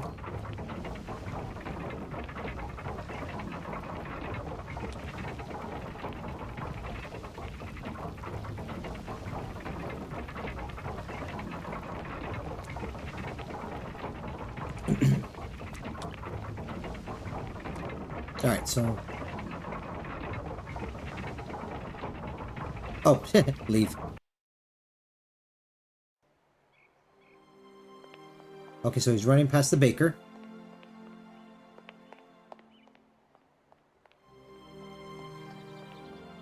Okay.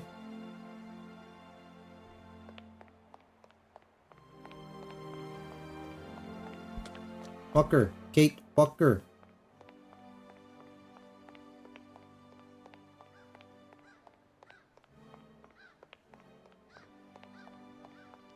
I mean, this place looks really, really nice. I like the architecture. It looks neat. Seems to be a bit of a over chill in the air, but it seems pretty cool. I like it. I like it a whole heckin' lot. Alright, Momo.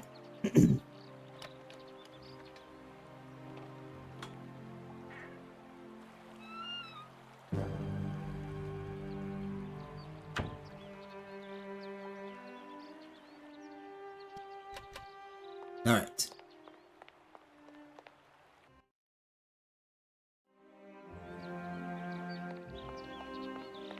There you go.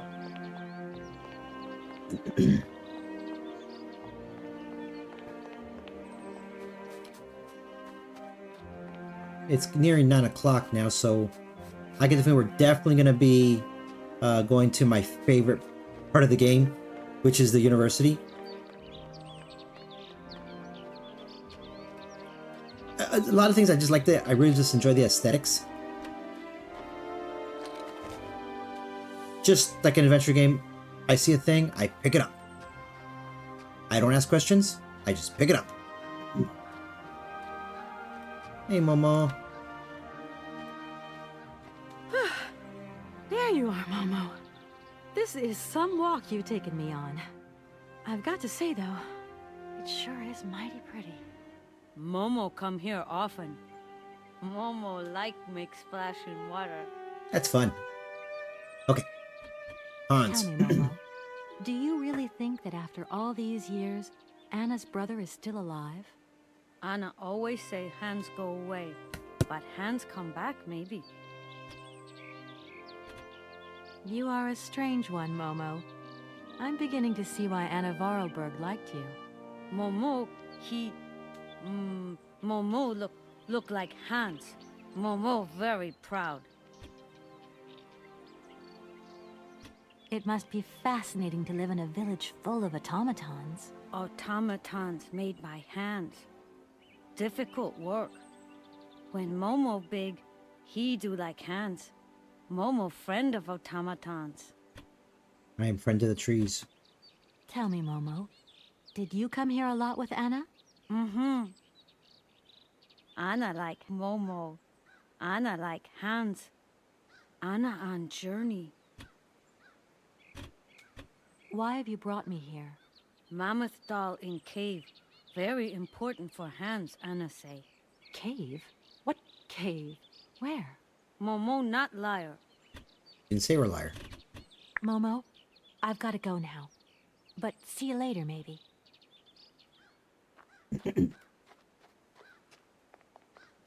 Okay. So the sluice gate.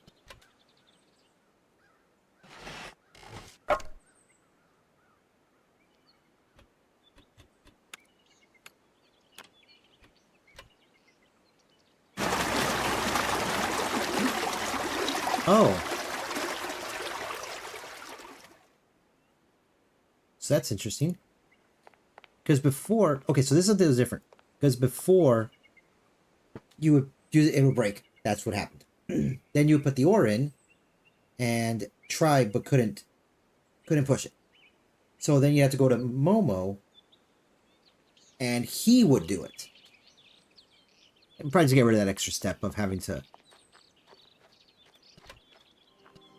Momo, I've got something else I want to ask you. Momo listening. Will you come visit the cave with me? No. Momo too scared. Fair enough. Momo, I've got to go now. But see you later, maybe.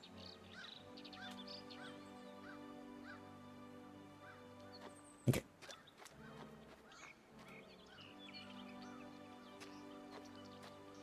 I don't know where I'm going. Oh, there it is.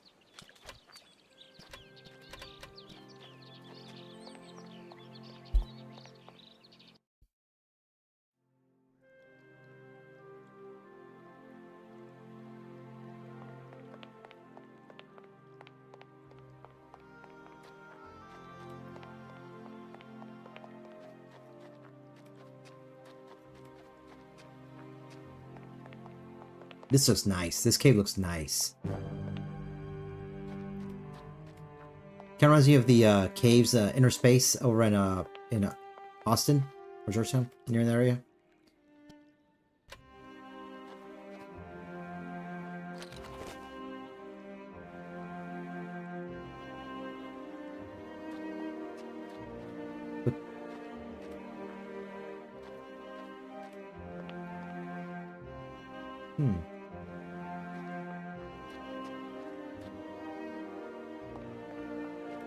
Here's drawings.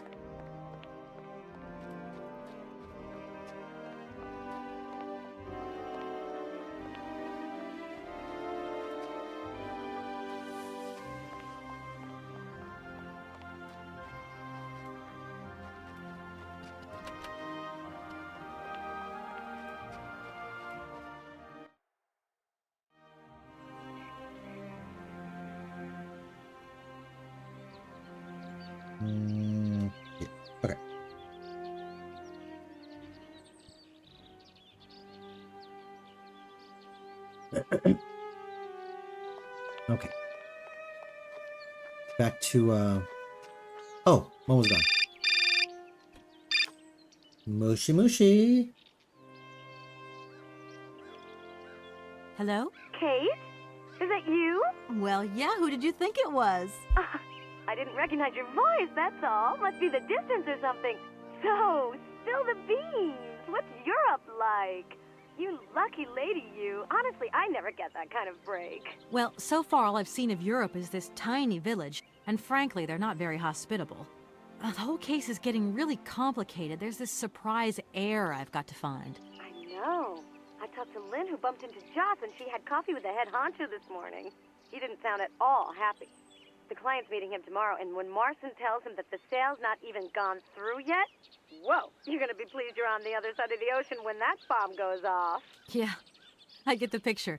But so, how about yourself? What's up at work? We lost the Farah Lou trial. I worked 5 months on that dumb case. I remember. So, for a bit of therapy, I went to Boomy's. The sale started yesterday. Wow, lucky. It was absolutely crazy, Katie. Absolute mayhem. You know that blue silk top I wanted? Guess how much I got it for? I don't know, 250, 200? $140. Just get yourself back here and I'll go down with you. Like it's my choice. Look, I gotta go. Call me soon, huh? I want a blow-by-blow account of every moment of your great adventure. Get out of here. Look after yourself. You too. This is...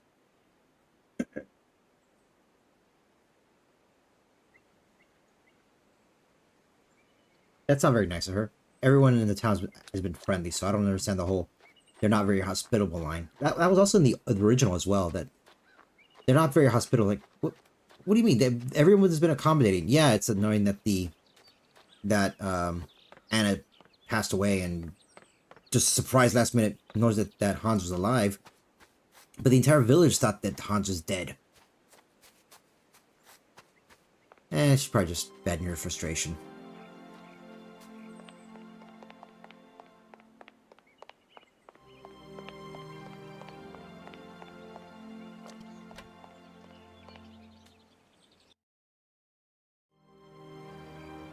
Now, I believe I have to go to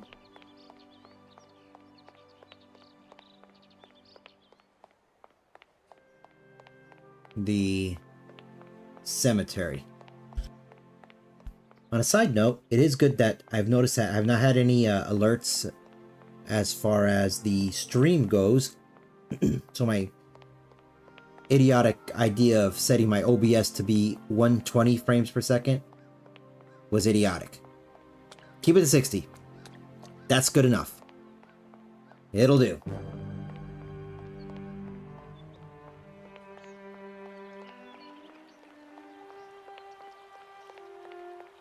And I'm jogging, and I'm...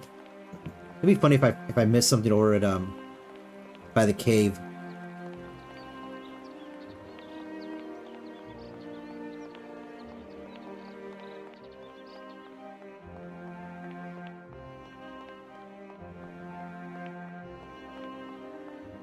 I can't go that way. I don't see why not. There's nothing there. It's a cul-de-sac. Kate Walker's an odd duck. Is the boss? Hello. Kate, so what's new? We've got a problem, Mr. Marson. What problem? Come on, Kate, don't beat around the bush. There's maybe an heir. What? Hans, Anna Vorarlberg's brother. Looks like he's still alive. We can't buy the factory without his consent. What? What is this? Where's this mystery brother come from? And more to the point, where is he? What did the notary say? Nothing. I mean, nothing else. You know, sir, it's an odd town here. Everything's odd. The people, things. The situation's not straightforward. I have a small bit of research to do. Listen to me, Kate. Universal Toys is one of our biggest clients, and I don't care how weird that town is. All that matters is that you do not set foot back in New York before you've tied up the deal. Get the picture. Yes, Mr. Marson. You can count on me. Darn it! To be fair, she kind of was rambling. What are they?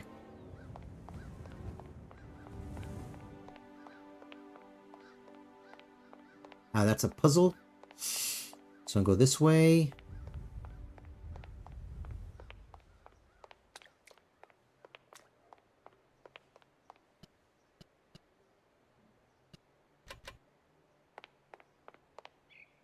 I think this might be the priest's quarters. Or the priest's office.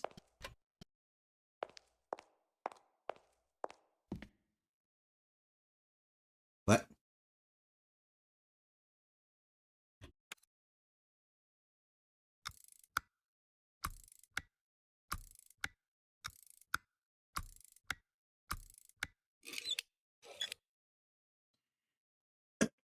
This is a new puzzle.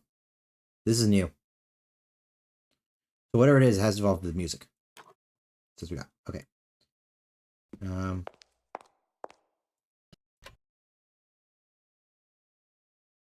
I can't open it. I can't open it. This thing's jammed. Yeah, there's a key there. Yeah, I don't have a key. So let's go see what my main man Jesus has to say.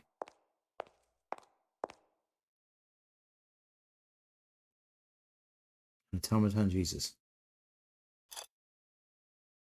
Okay. Please. Thank you.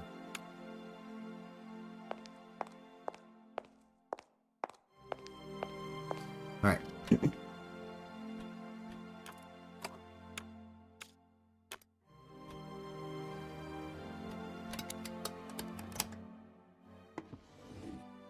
Okay.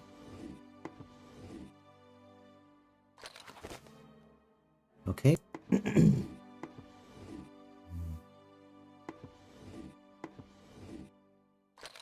Another piece there. Another piece there, but this thing's jammed.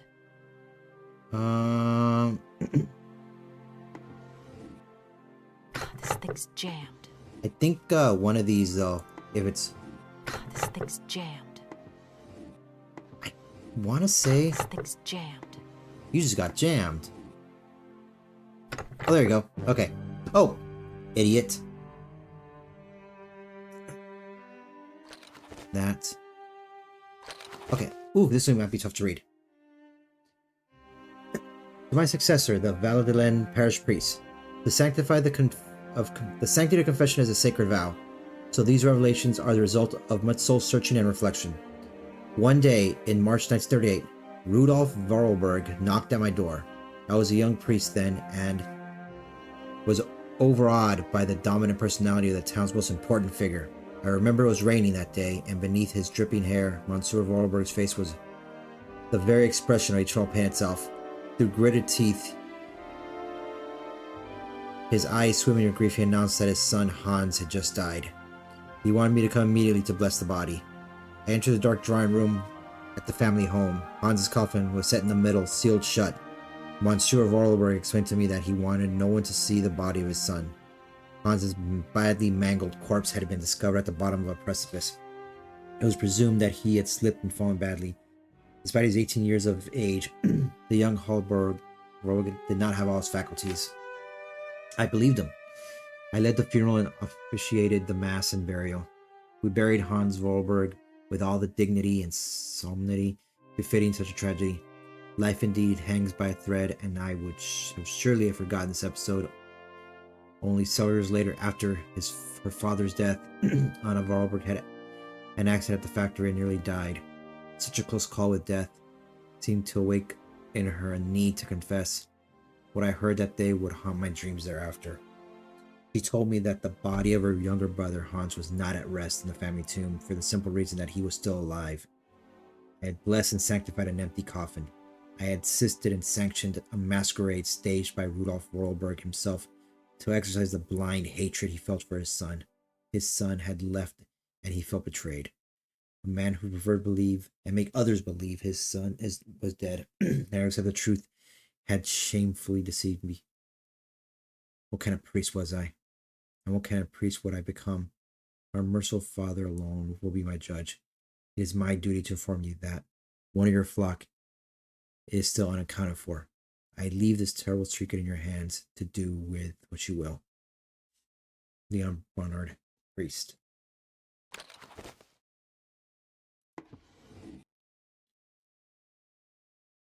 Okay, so let's see here. I'm thinking. Oh, that's 3 pieces. Okay. Doesn't look like that works. Oh, that's not cool. Oh, there it is. Okay. There you go. So it's E.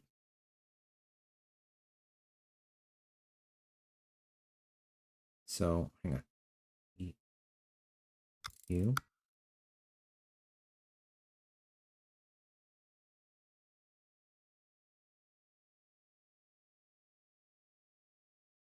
How to make spaces?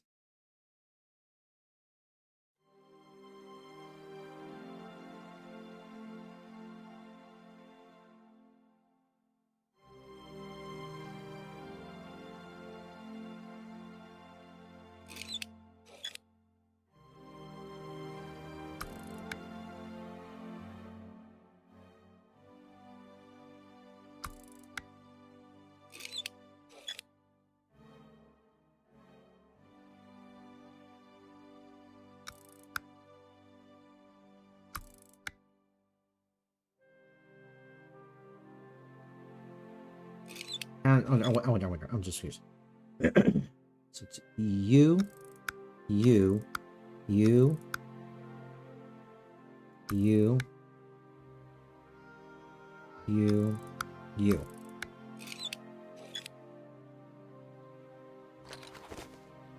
Okay. So that's that. Okay, so I'm not gonna lie, I like that effect. That's sort of like the dust on the looked like a kind of a I don't know what to call it, but the effect of a dust on the lens. I can understand how that would be a source of frustration to some folks, but they don't like it. To me, I'm kind of digging it. Okay, so this is a teeny. This is a teeny one. This is a big one. I think this is the middle. This one.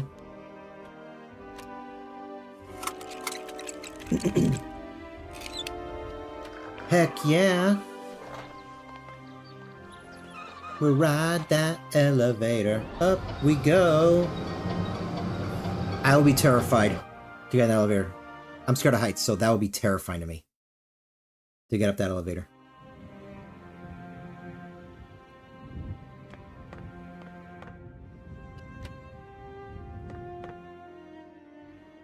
Oh, right, 'cause you have to get a specific music.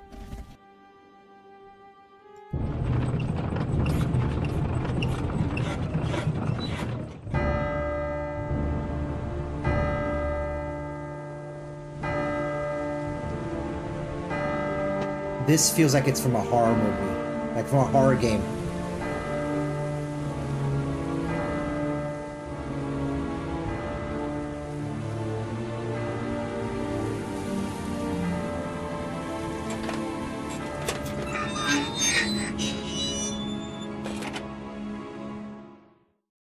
That's just creepy.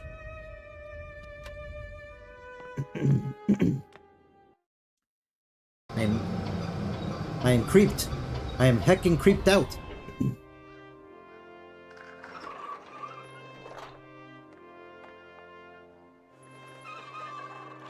Alright. So we're just under 2 hours left in tonight's stream. So I'm thinking I will be Oh, no, sir. Heck no at all.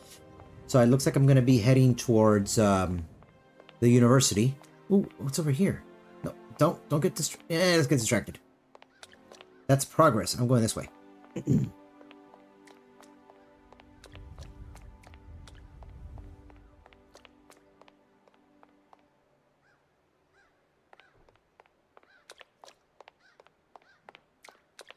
Okay. And now...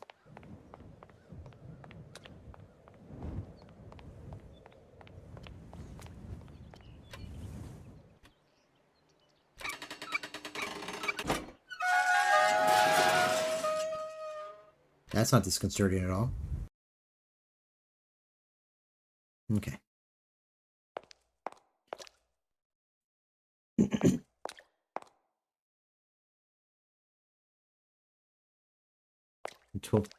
It's like family has been around for 8 centuries, but there's only what? 1, 2, 3, 8? And this is supposed to be sealed, so...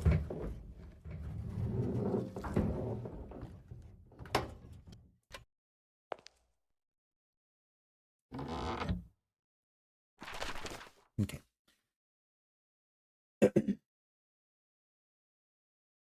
Tuesday, March 17th, 1938. Mountain fall kills local figure. The Vorarlberg family was struck by tragedy yesterday. Rudolf Vorarlberg discovered the lifeless body of his son Hans at the bottom of a precipice. Loose rocks and poor visibility occasioned by the morning mist were probably the cause of the young man's fall. This is the theory put forward by the family, as there were no witnesses. Hans had just turned 18 years of age. 8 years ago, he suffered a similar serious accident from which he never fully recovered the use of his mental faculties. Despite living almost as a recluse, he was still a well-known figure, as the future of Vorarlberg manufacturing lay in his hands. We at Valadilene Gazette wish to extend our deepest sympathies to his family and express our sincere condolences to Rudolf Vorarlberg and his daughter Anna, who today becomes the sole inheritor of the automaton factory. Now that,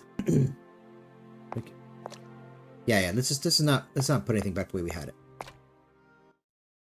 Unless this this mausoleum is not just is layered, which I doubt.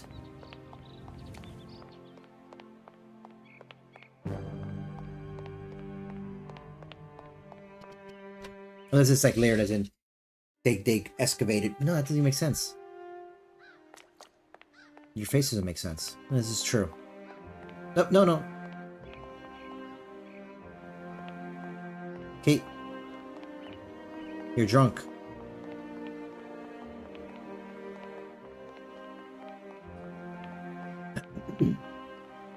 The Streamlabs chat is working fine.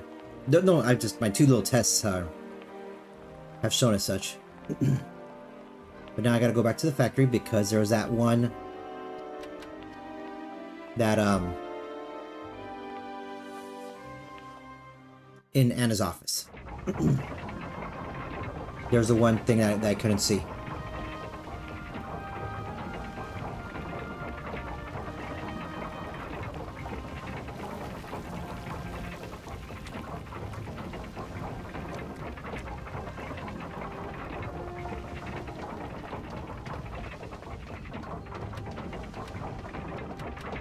Okay.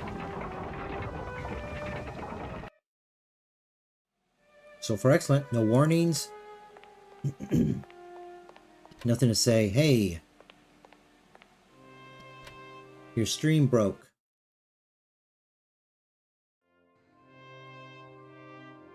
Okay.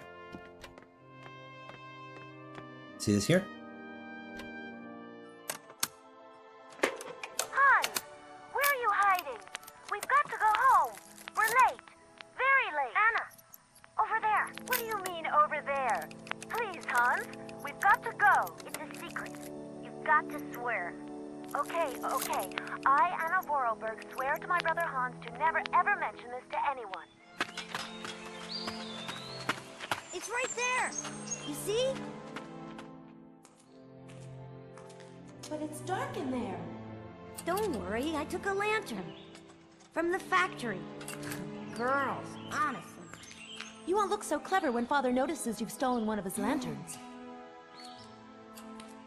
Oh, I'm all covered in mud because of you. Look, Anna. Look. I've seen paintings like this in a library book. They're like you swore, Anna. It's a secret between you and me. Hey, look. There's something else up there. Oh, come on. It's like a toy. I have to have it. Give me some light.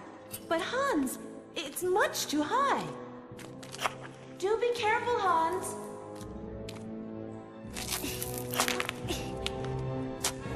Hans, be careful.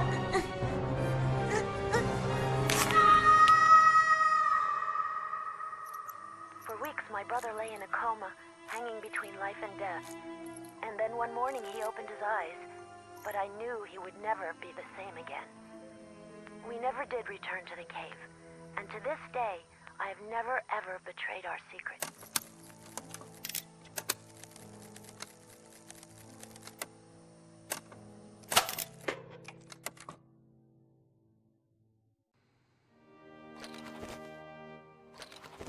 I think now we're ready to take off. I think we're ready to go.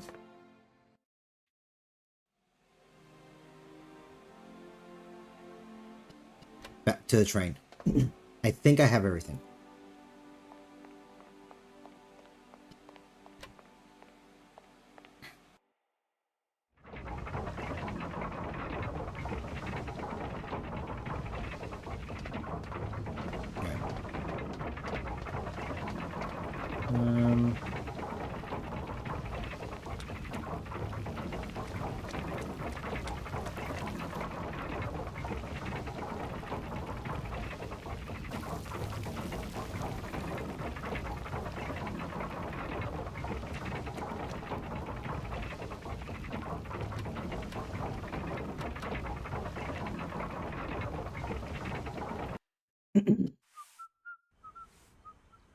So before I go to, I must go to turn on everything.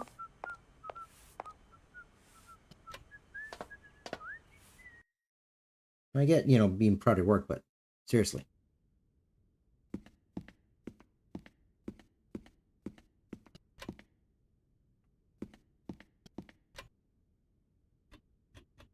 Okay. Okay, okay.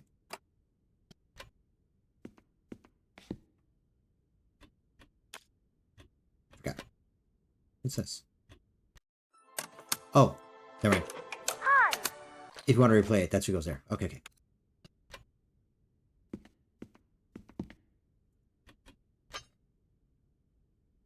I'm gonna do this. I'm curious.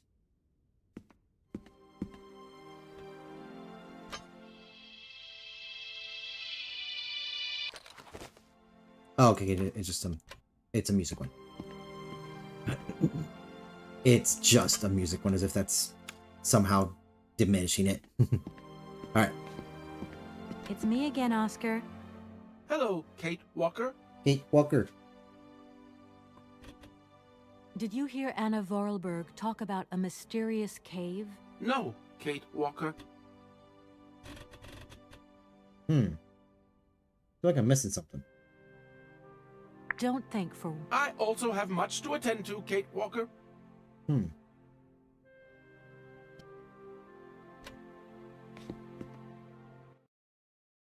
Trying to think. What else we have to do? I don't think I need to, let me go on the other side.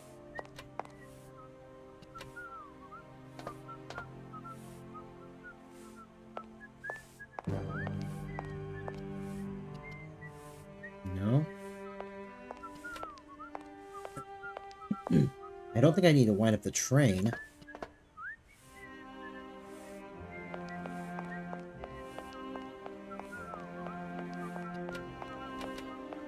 Are you all ready? What does this button do?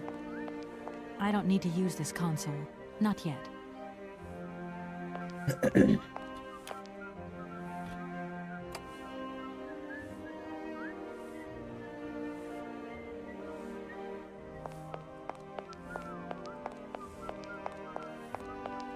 Alright, let's look at my inventory.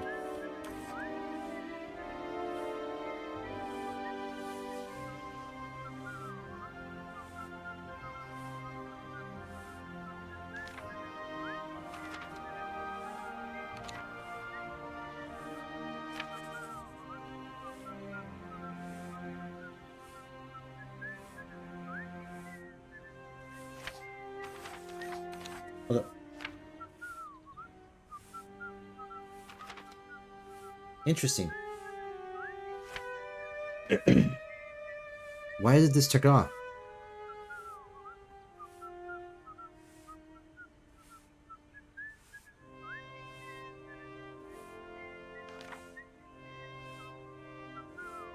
Hmm.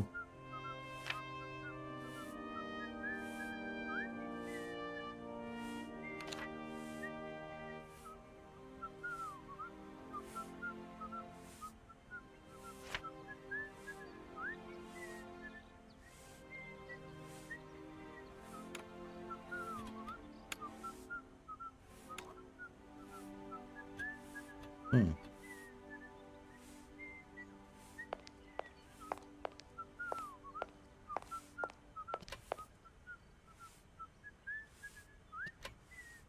Maybe talk to Mission? It's me again, Oscar. Hello, Kate Walker. Kate Walker. I have decided to come along for the ride, Oscar. Ready when you are. Your ticket, please? My ticket? What are you talking about? The rules clearly state, Kate Walker, every passenger of this train must possess a ticket. Okay. And where do I get hold of a ticket? Only the ticket vendor may issue tickets. You are in luck. The ticket office must be open now. You should go there immediately.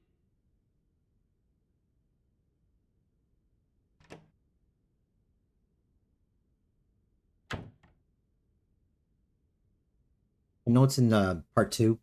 That's the bathroom. The bathroom's the bathroom. You never go in there in the first game. But in the second game, it is, it's there. Oh, am I in there? No, the wrong side.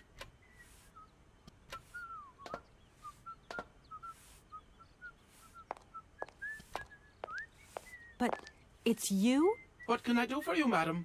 But Oscar, it's me, Kate Walker. Correct. Your name is indeed Kate Walker. What can I do for you, Kate Walker? A train ticket, please. Why, do you sell anything else? The only function of this ticket office is to issue tickets. You are requested to accelerate operations. The office closes in exactly 3 minutes. What can I do for you? A ticket, please. One ticket? Yes. One ticket. What is your final destination? I don't know. It's you who told me I had to get a ticket. A ticket to travel, then.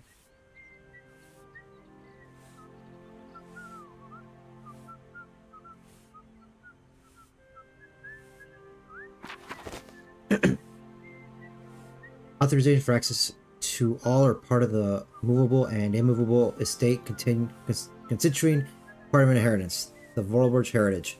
Description of the object. One mechanical propulsion locomotive including coaches, accessories, and driver. The present document stamped by the recognized permitting authority entitles the holder assigned to access the aforementioned property. Notice. They're stamped by the recognized permitting authority. So this needs to be stamped.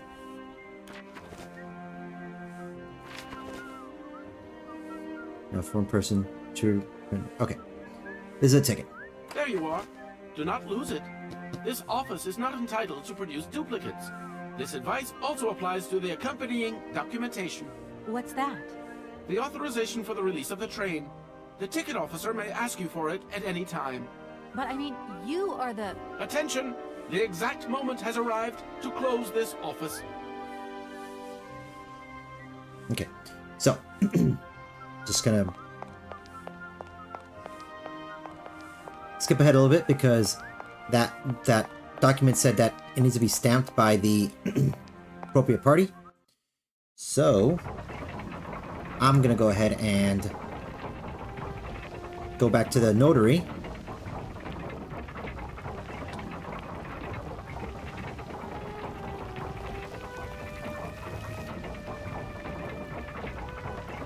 And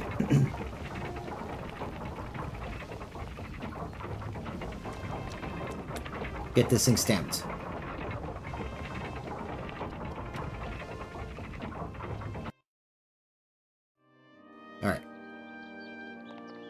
To the notary. Past the bakery.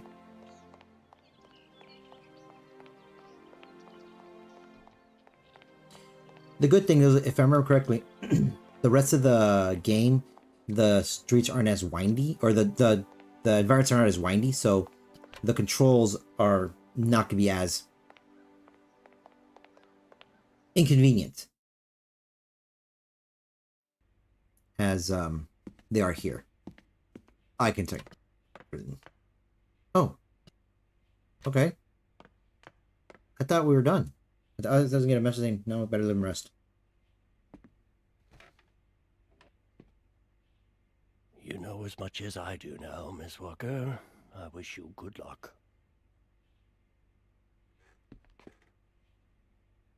Oh. Okay.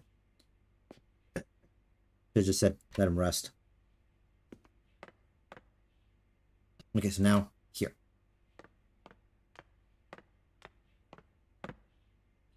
So this gets the exit permit. Stamp. Stamped.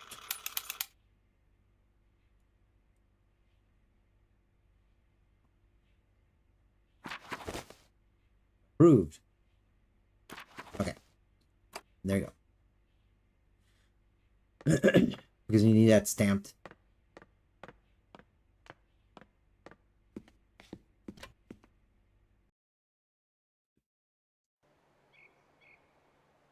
That's one. Okay. Now we can leave on this. You know what I mean? It's kind of the control kind, because this is such wide open space. Like it's.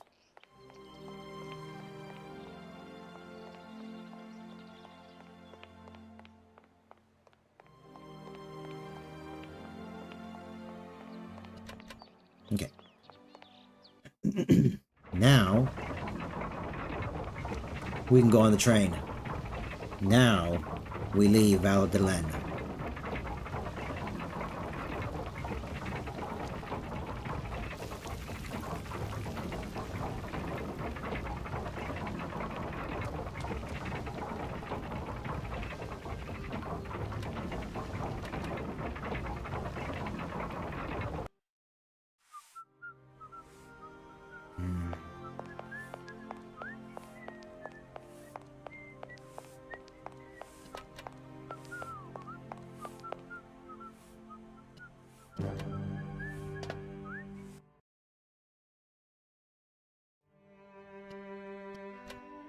It's me again, Oscar. Hello, Kate Walker. Give.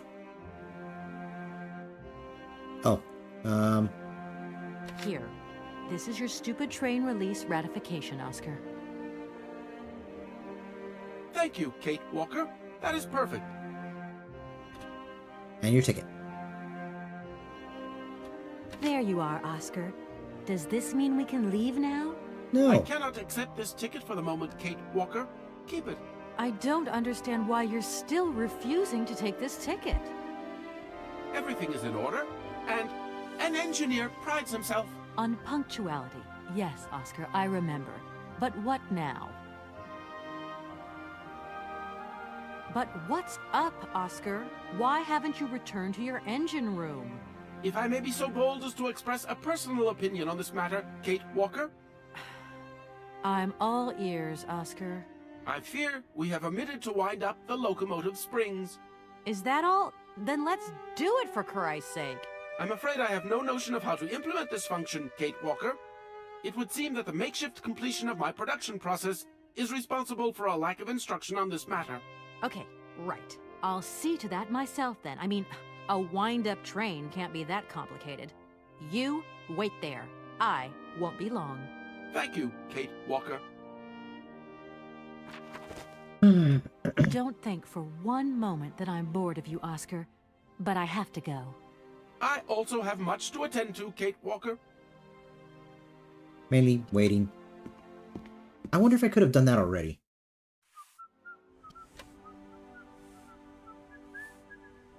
Oh, wrong side. Wait. Yeah. Okay.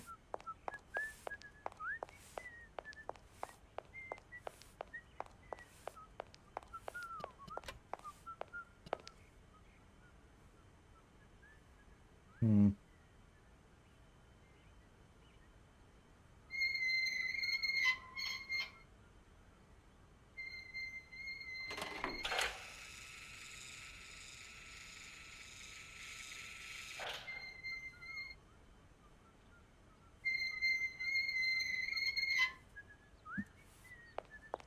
And there. Its one and only function and use is done.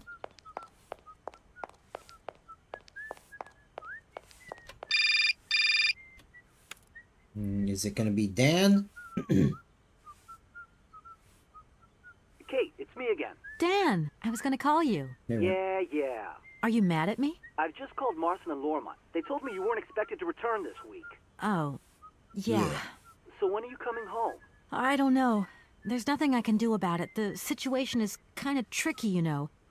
At the beginning of next week, I hope. Yeah, whenever. Dan, please. Just hang in there, okay? The stakes are higher than I thought. And you know how much I love this job. I suppose it's neither here nor anywhere to you that the Goldbergs are going to... It is. It isn't. Dan, this really isn't the moment. You know I'm thinking about you. I love you, sweetheart, and I'll give you a call when I have some news. Promise. I've got to go now. I've got kind of a train to catch. A train? Where are you off to now? This is crazy, Kate. To tell you the truth, I've no idea. Love you, honey. You know that. Kate!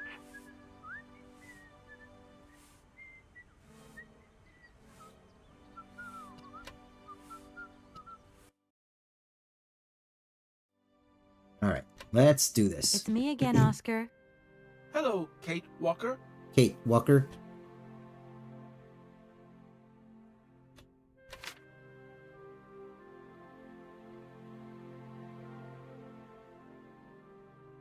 Right, everything is in order then. The train is finally ready to leave. I am most terribly embarrassed. Such ignorance on my part is inadmissible. I hope you still have confidence in my abilities, Kate Walker. Please, return to your seat and we can leave. Finally.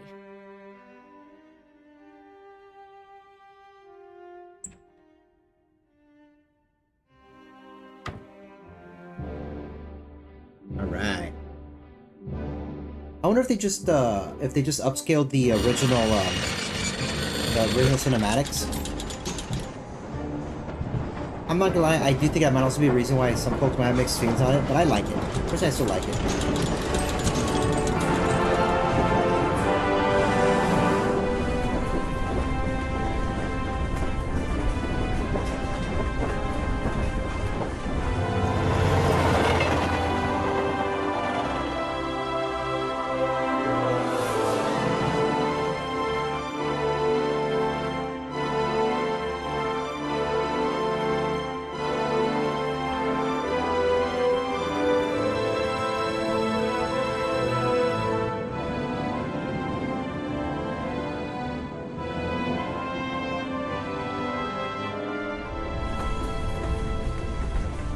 You have a bed, you know.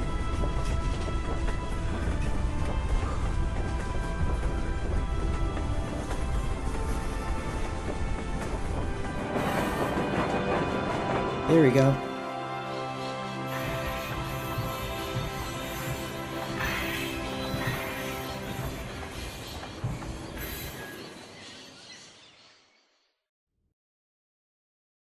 My favorite part.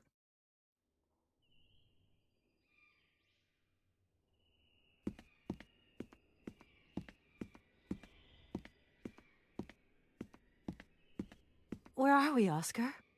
At the halls of residence of Barockstadt University. And do we really have to stop here? The situation is incompatible with the pursuit of our journey. What are you waiting for, then? Wind them up. Find a way. There must be some sort of train winding thing just laying around in this weirdo station. I have seen nothing that fits that description, Kate Walker. I guess we'd better find out, then. I do not like this station. The atmospheric humidity is detrimental to my sophisticated wheel workings. I will wait for you inside the train. Wimp.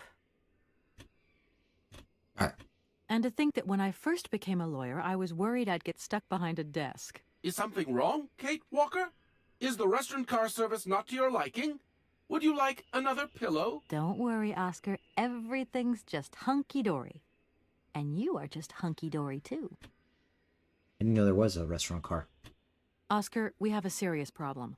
How can we carry on our journey if this train doesn't want to budge?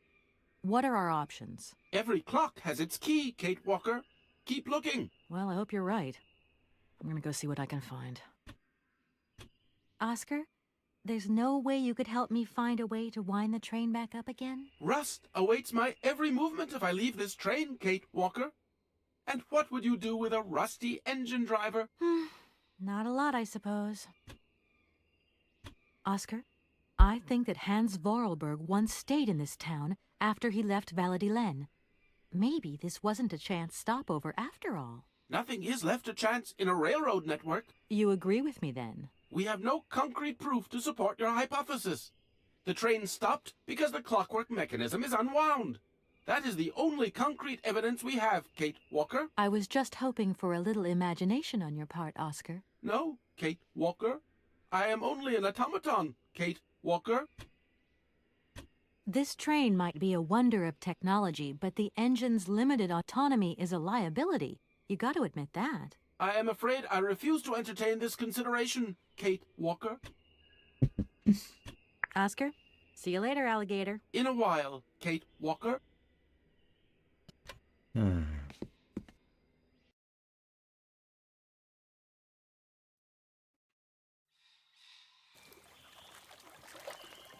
Yeah. Vorstadt train station.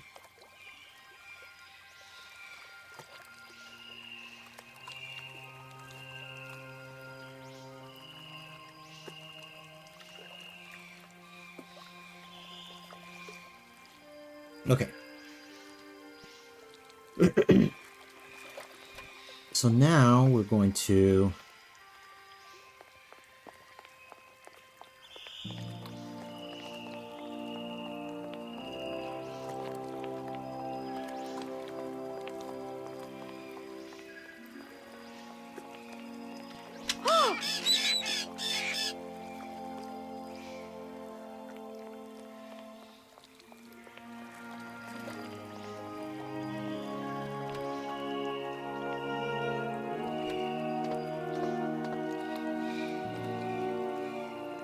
okay.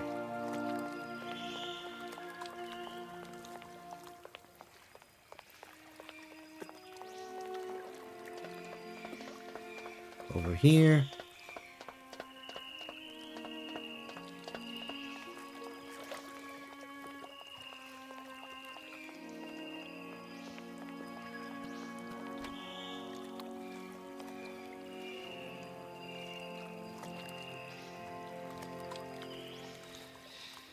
Face a problem, contact the following number.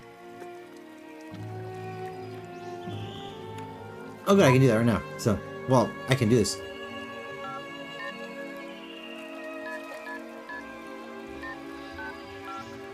Welcome to the East Block Control Center.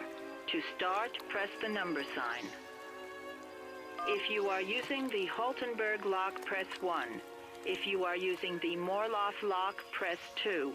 If you are using the Koningpass lock, press 3. If you are using the Barrackstadt lock, press 4. To return to the last command, press the number sign. If you want to raise the water level, press 1. If you want to lower the water level, press 2. To return to the last command, press the number sign. You want to raise the water level in the Barrackstadt lock? To confirm your choice, press star. To return to the previous command, press the number sign. Your request has been logged. Unfortunately, our regional technician is currently on holiday, and no replacement is available. We will reply to your request within 48 hours. In case of an emergency, please operate the lock system manually. We apologize for delays to our service. Yes, and this needs a key. Okay.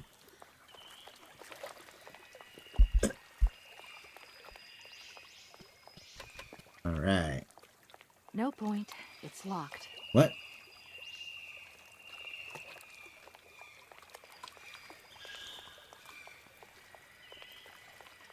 Oh, interesting.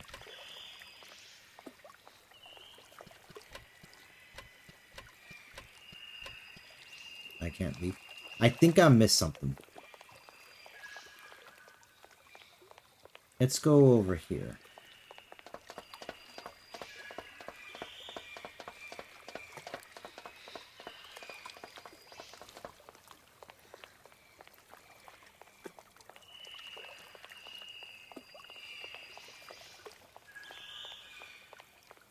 Oh, that's interesting.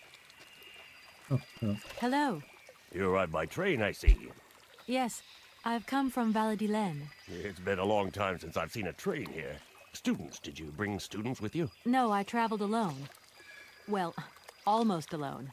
I remember around the start of fall, trains would bring kids from all around the world here to study zoology and botany, paleontology, all that stuff. This was a great university. And it isn't still great today, then? Today? Well, The name Hans Vorarlberg doesn't mean anything to you by chance, does it? Oh, do you really think I'd remember one little name from the thousands that pass through this station? I feel like I've lost my way a little here. I could really do with your help. Hey, anything I can do, miss, you just let me know. Have you been the station master of Barogstadt for a long time? I've never had another job. Now, you tell me, are you in charge of this train? No, I mean, I'm not sure. So what's your thing here? You come here to do some bookworming over at the university? Well, sort of. I'm always looking for new information. Well, you don't seem to know a lot. And about that train, it's gonna get in the way if you leave it there, that's for sure. In fact, I'm a lawyer and I'm conducting a pretty unusual investigation.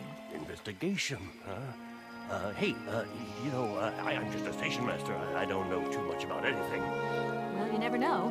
Anybody could be significant in this case. See, nobody actually tells me anything, so my hands are totally clean. I never implied they weren't. We're about to inadvertently uncover a murder. All these birds in a station. It's amazing. This is no ordinary station, miss. Oh, no. These birds are part of the prestigious University of Barogstadt Ornithological Collection.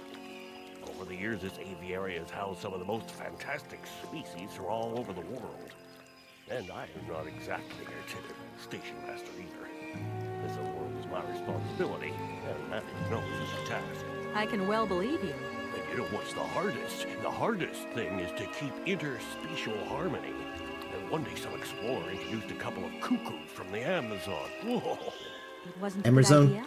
A nightmare. I saw that. You know, cuckoos lay their eggs in the nests of other species, right? Now, what's more, they also push the host's eggs out of the nest so that they receive all the mother's attention, right? Accursed cuckoos. Nightmare. I see what you mean. That's one tricky bird. And there was nothing you could do to stop it? The faculty declared the bird a protected species.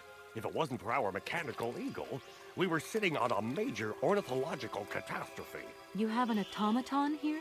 A wonder of technology. It's an eagle that's mounted on wheels in the air. It passes through and it swoops down to collect parasite eggs. But heck, the dang eagle's been out of order for several years. Impossible to collect the eggs myself. Why not? I can't climb up the gangway. I fell off it several months back and I still have a pain in my spine. Not to mention the vertigo I've been getting. I only have to look up in the air. Whoa. You poor soul. That must be very hard. Worst thing is, cuckoo eggs piling up in the nests. Soon the rectors are gonna notice. There's trouble in store, big trouble. Well, I'm worried. Yep, worried. Okay. Anyway. So, the developers also had another game that came out. Emerzone. Another adventure game. So, that's a nice little touch. I'm sorry to junk up your station like this, but the spring mechanism on my train needs winding. A spring-operated locomotive. There's a thing. Yeah, and an impractical thing, too. Yeah, I always dreamed of taking a train. But now, I'm over the hill. And someone has to take care of the birds, after all. Okay. You don't know where I might find equipment to wind up my train springs, do you? Not in this station, that's for sure. And I would know. You might want to try near the wall. So, thinking of staying for long, miss? No. I mean, I don't know, actually. 1 or 2 days tops. You see, I've got to wind my train back up so that I can continue my journey. It's just, if you stay here too long, I might get in trouble. The train should stop, then leave again. That's the rule. Besides, your machine's disturbing the birds. Maybe you could take me up to this wall? If there were 2 of us, we could find what I need to wind up my train even quicker. Miss, forgive me, I gotta stick by the rules. You know, I have to man the station. I don't want to get into trouble with my superiors at the university. You understand? Kind of funny that he wants you gone. He wants to avoid getting in trouble, but doesn't want to do anything about it. I won't disturb you any longer, Mr. Station Master. Welcome to Barockstadt, miss. Alright.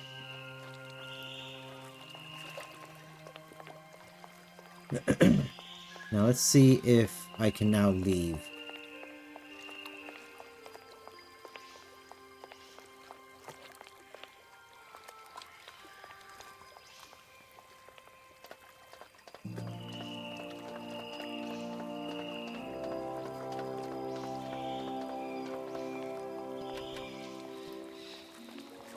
No point. It's locked.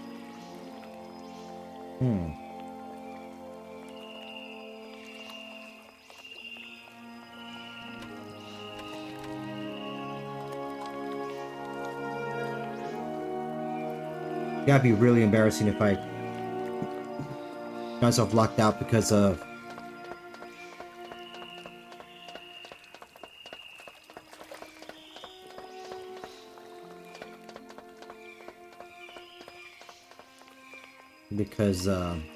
I went to that the gates first.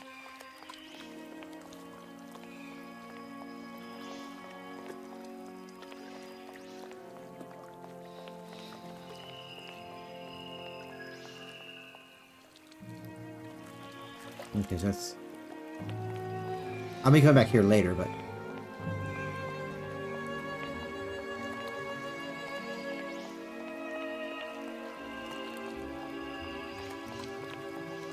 Alright, alright, alright.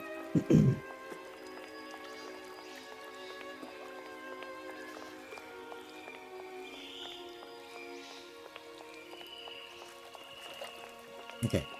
Let's see what Oscar has to say. Everything okay, Oscar? Yes, Kate Walker. I am awaiting your instructions. Bird. You should take a look around the station, Oscar. It's amazing. Greenhouses that are all lit up, exotic trees, and thousands of birds of all different colors. I am obliged to avoid exposing my wheelwork to corrosive bird excreta. I shall remain inside to monitor the locomotive. Of course. Well, too bad for you. Okay, so... Oscar, see you later, alligator. In a while, Kate Walker. Fortunately, nothing there, so...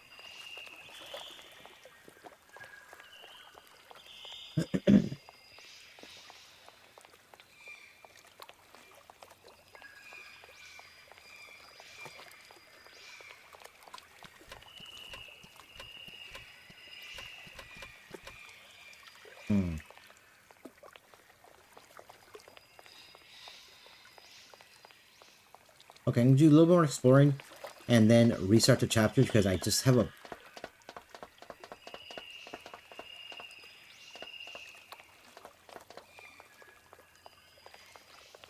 bad feeling that I soft locked myself because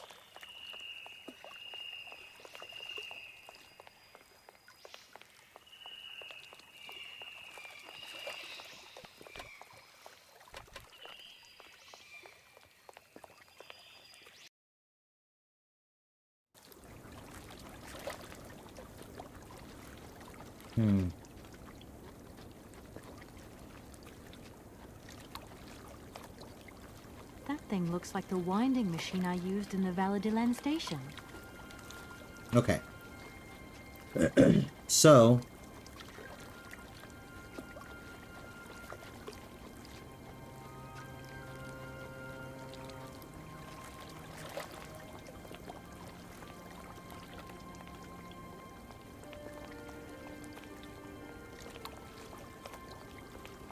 Okay, so...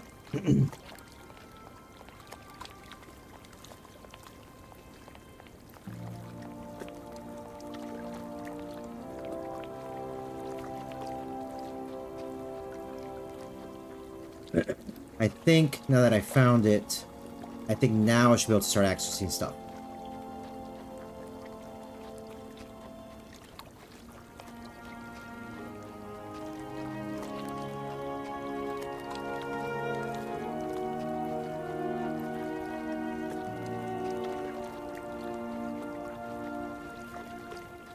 Oh.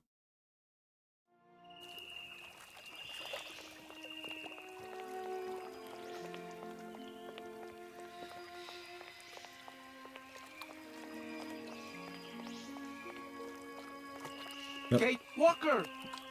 Kate Walker! Come over here, please! I have something to say to you!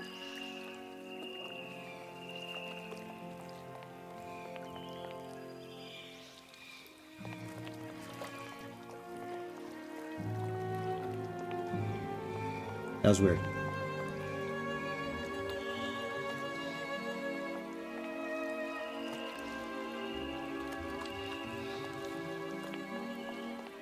Air pass it?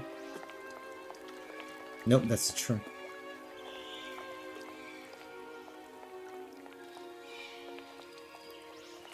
There you go.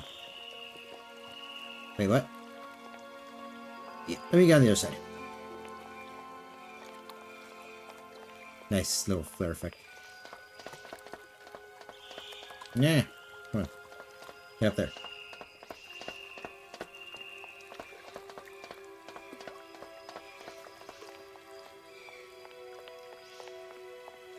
I mean, do you want me to come from a thicker side? Probably. There you go. Yes, Oscar, what is it? A message has arrived for you. A message? You have been summoned to see the rectors. They are the highest authority at the university. They want to talk to you. Talk to me? Yes, to the person responsible for the train. So, I'm in charge now. Sure, okay. But why would these gentlemen want to see me at all? They do not say why, just that it's very important. Okay. So now, I have to go officially see the rectors. That should be open now.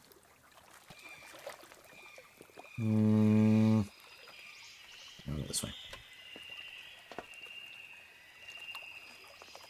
I chose poorly.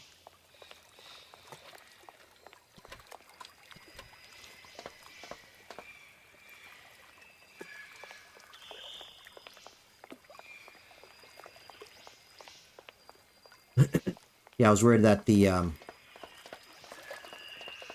yeah, because I went to that. Oh, now see the gates. Now the doors are open. Because all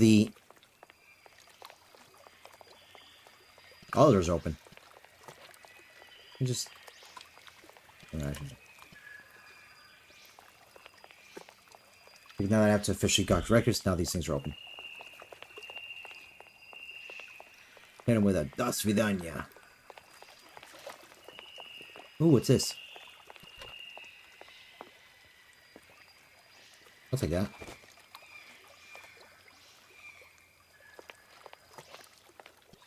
Hey there! On the boat! Guten Tag, schöne Mademoiselle! My husband say, hello, young lady. You want to talk to us? My name is Kate Walker, and I'm a lawyer. I'm in charge of this train. This situation is really very new to me. Lawyer, good job. Earn lot of money. A lot? A lot? No, I wouldn't go that far. But I can't really complain, I guess. but there's worse. Lawyer always ask a lot money. Can we change the subject, please? I really don't want to go down this road.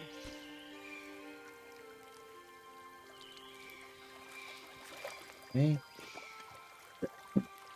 Are you from Bergstadt? Yes. So you're like me. Birds just passing through. I'm stuck here because of my train. Kleine Puske reisen mit uns, no? What did he say? Train kaput. No luck for you. Yeah, it's nice. You must really get to see the countryside. Do you know New York at all? We not understand. I'm looking for a funny little man who is supposed to live in Siberia. Can you imagine that? Siberia. I expect you've already been there. She vragen komen to Siberia. Siberia. No. Too cold. Barge no break ice. It must be really neat to travel by river. Oh, slechte boot. Eine vergeten das Grund. For me, loca is fantastica. Eine kleine Rot mit Wustet. Okay, you guide. Excuse me? My husband say he like his barge and he not like your train. Too noisy. If you want to travel in tin can, you stay in tin can. Sure. Have you gone down to take a look around the station yet? It's amazing. You know, it's full of exotic birds. Me to my dear? Ja. Ja, mit pleasure. We no leave boat. Husband is land sick. I have a little problem with my train. It's kind of broken. I've absolutely got to get it out of the station. Do you think you could tow it over to the wall with your barge? Lock closed. Barge blocked. But if the locks were open, would it be okay to tow my train then? Por que no? More money for that sterk. Da, it's possible. My husband say we help you if you give money. Right. And how much do you want? Cinquante. He want $150. $150? I don't have that much. No money, no barge. Let me offer you $75. Nay, $125. Out of the question. $100 and not a dime more. Correct. You have barge for $100. Great. Now, don't move. I'll be back as quick as possible with the money. It's not very polite of you to take advantage of my predicament. We could have done favors for each other, for free, out of solidarity. Favor, I speak not full. Money, ja, muy full. Excuse me? My husband say need money for live. $100 not lot for fancy lady like you. How would you know a fancy lady like me, really?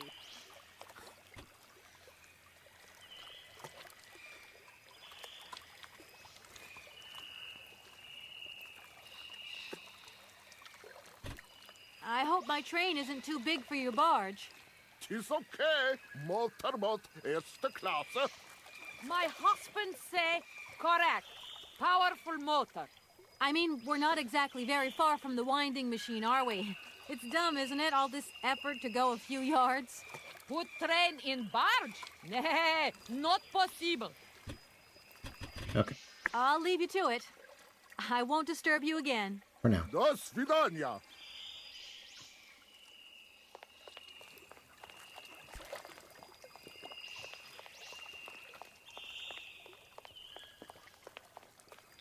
I think I thought I was like speaking Russian, but like, wait, but he was saying some German words in there too.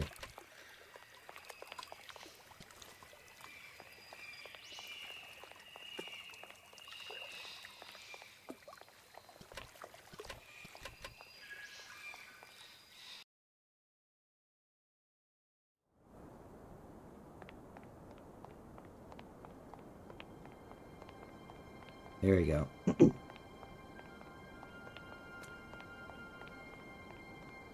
So this is... What are you doing?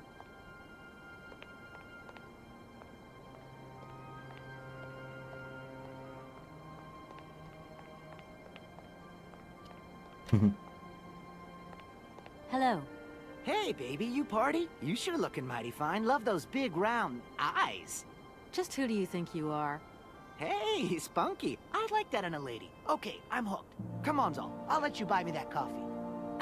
I don't remember ever asking. Hey, don't play hard to get. I know you like it big time. Listen, kid. Go back home and play with your toy cars and forget you ever saw me.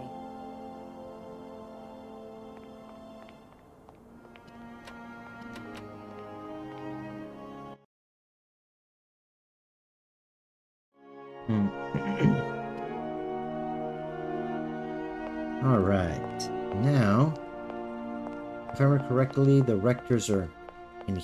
No, they're in the hall.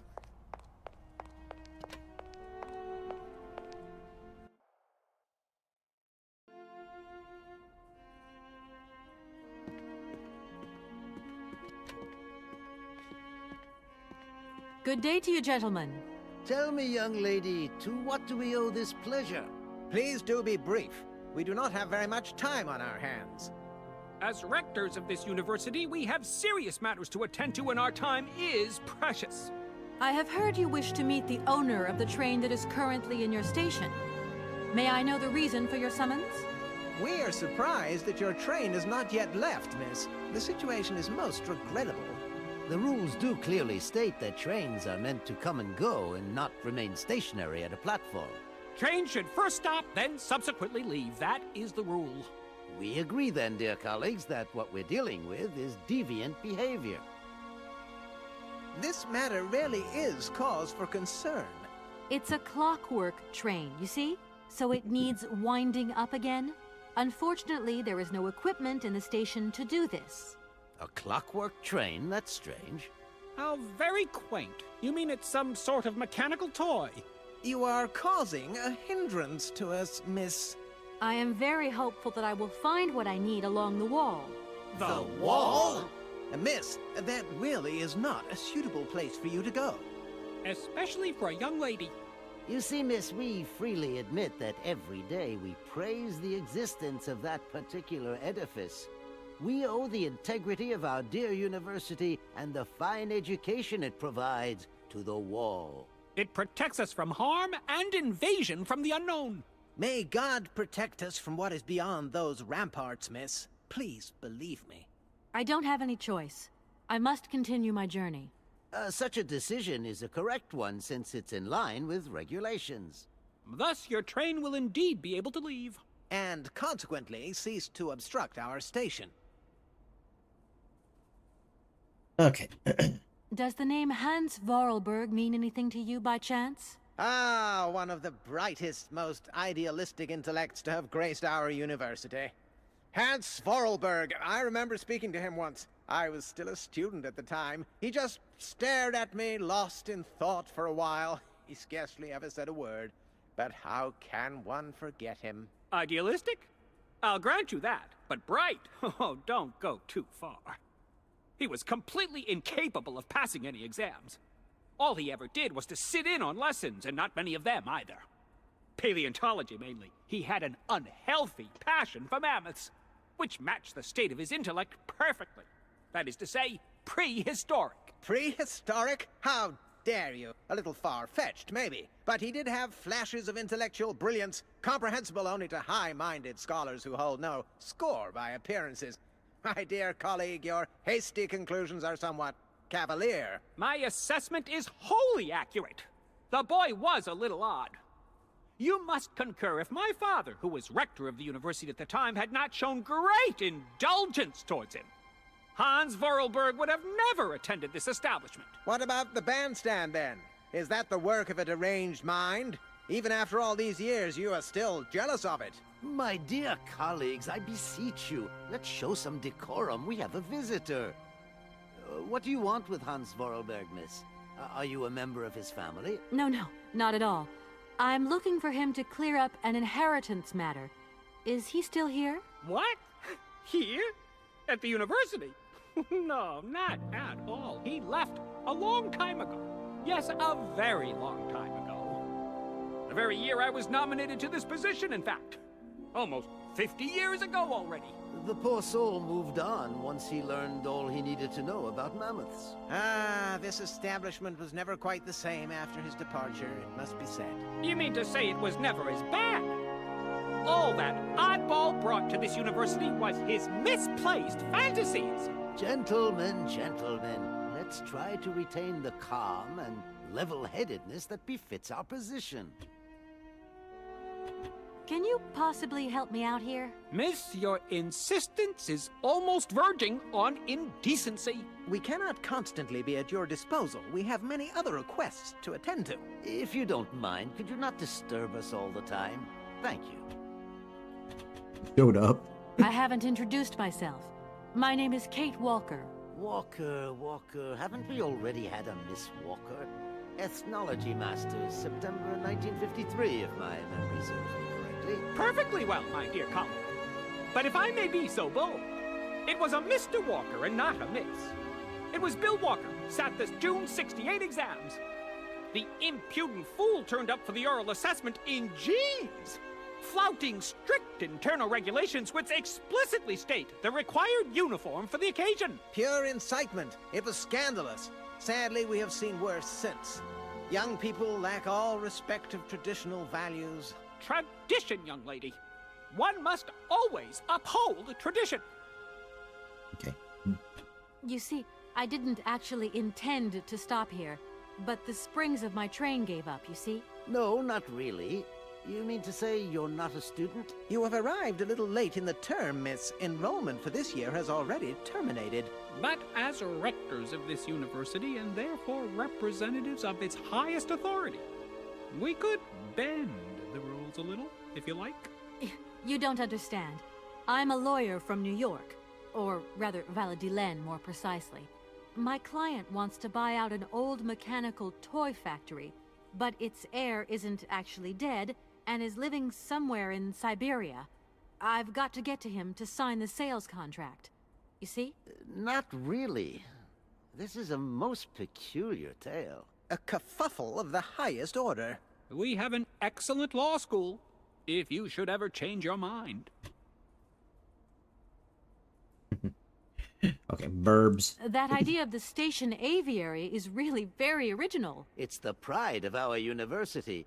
One of the specialties taught here is zoology, you see, and more particularly, ornithology. Proper study and instruction should not be limited to books. Observation of living matter is indissociable from theoretical questions. It contains some very rare specimens that have been brought back from far away, exotic countries, especially for our university, by the world's most intrepid explorers. Do you remember Alexander Valembois and his peculiar bird? Absolutely. His gift produced some very embarrassing long-term consequences. A poison chalice, indeed.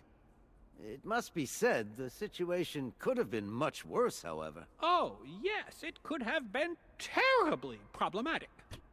Okay. Some sailors have agreed to tow the train, but I don't have enough money to pay them. I was wondering if you could help me out. For a while. I could work for the money. Please wait, miss. We have certain confibulations to attend to. That is right. We must confibulate between ourselves. A collegiate decision must be taken. I hope that we are not indisposing you in any way. Why not? If it helps us get rid of that train. My word, that is a fine idea. What do you have in mind, gentlemen? When you arrived here, you must have noticed a splendid bandstand which honors the main university courtyard. A unique piece of mechanical craftsmanship which no longer works, alas. Why, yes, we have very moving memories of its melodies. We're prepared to offer you a financial reward if you can set it working again. With pleasure. What do I have to do? Unfortunately, my dear, time and rust have taken their toll on this university, and our automatons no longer have a spring in their step. You are going to have to be resourceful. To tell you the truth, there are a number of complex mechanisms here in Barakstadt, and it would appear that we have unfortunately lost their operating instructions. Your train, however, is an extremely ingenious invention, so you should be no stranger to complex mechanisms, should you? We are therefore counting on your ingenuity, miss. I hope that I can show myself worthy of your faith in me, gentlemen. Well, my dear colleagues, one more university matter nicely tied up. Gentlemen, Forgive me for disturbing you again, but I have a little problem. A little problem, a little problem. Everyone has little problems now, you know. They are kept to oneself, and they don't stop the world from turning. Nor trains from leaving stations. Are you sure you want me to mend your bandstand? You don't have some other service I could perform for you that is less complicated? It appears to me that you are in no position to make demands, miss. So please, keep up with the good work and good luck. Don't think for a moment that our university is falling apart around our ears. We pay close attention to its maintenance in both the moral and the physical sense of the word. It is currently the only repair work that deserves payment on completion. Okay. Gentlemen, forgive me. Blah, blah, blah. They are kept. Nor. There you go. Train. I have heard you wish to meet the owner of the train that is currently in your station. We are surprised that your train is not. The rules do clearly. Train should first stop. Okay, I heard that. Okay. Here we are, busy chatting, and look at the clock. It's tea time. Already? My word, doesn't time fly by? Thank you for a charming visit, miss. And thank you, gentlemen. Okay.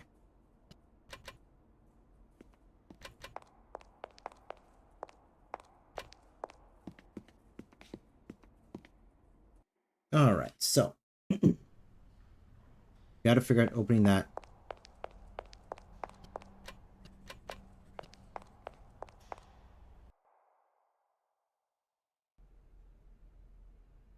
The library.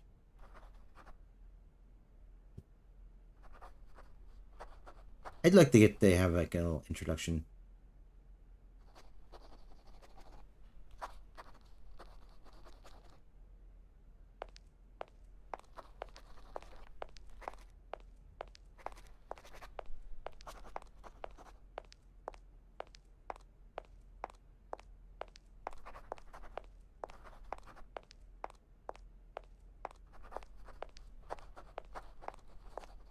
All right. Let's do a perimeter.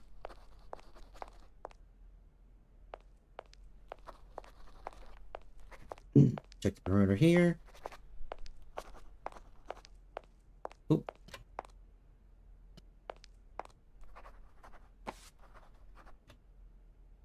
The illustrated dictionary of plants and mushrooms.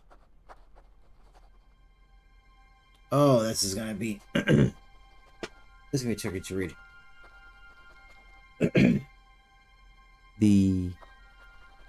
The Yangacola is a mushroom without stem that has a chewy texture.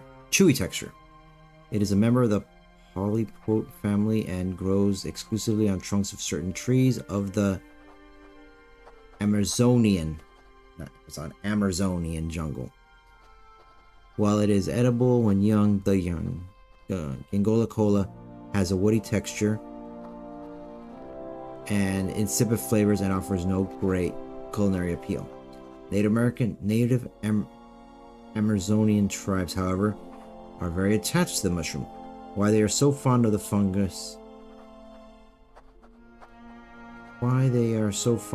fungus has taken extensive scientific to elucidate. Biologists have reached the conclusion that the Yangacola contains a special substance that is unique to the mushroom. This substance significantly affects vision and enhances its acuteness enormously. Amazonian Indian hunters discovered this effect and started using it centuries ago. The Yangacola is dried and ground to a powder and consumed before the hunt commences. Its effect is instantaneous, and the penetration of the hunter's vision increases extraordinarily. The hunter is then able to aim and hit targets concealed behind thick undergrowth, even over great distances.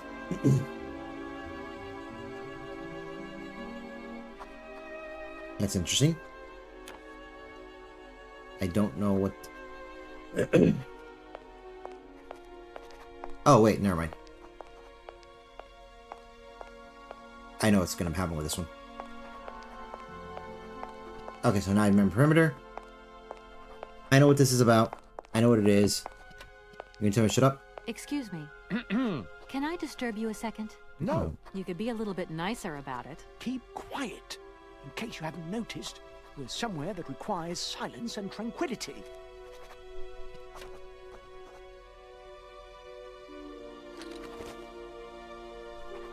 Oh. Okay. Amazon. Okay. Amazon cuckoo. This subspecies of the common cuckoos is endemic to the Amazon forest and is one of the region's most brightly colored species. The male's plumage is bright vermilion, while the female's is a little more and neutral.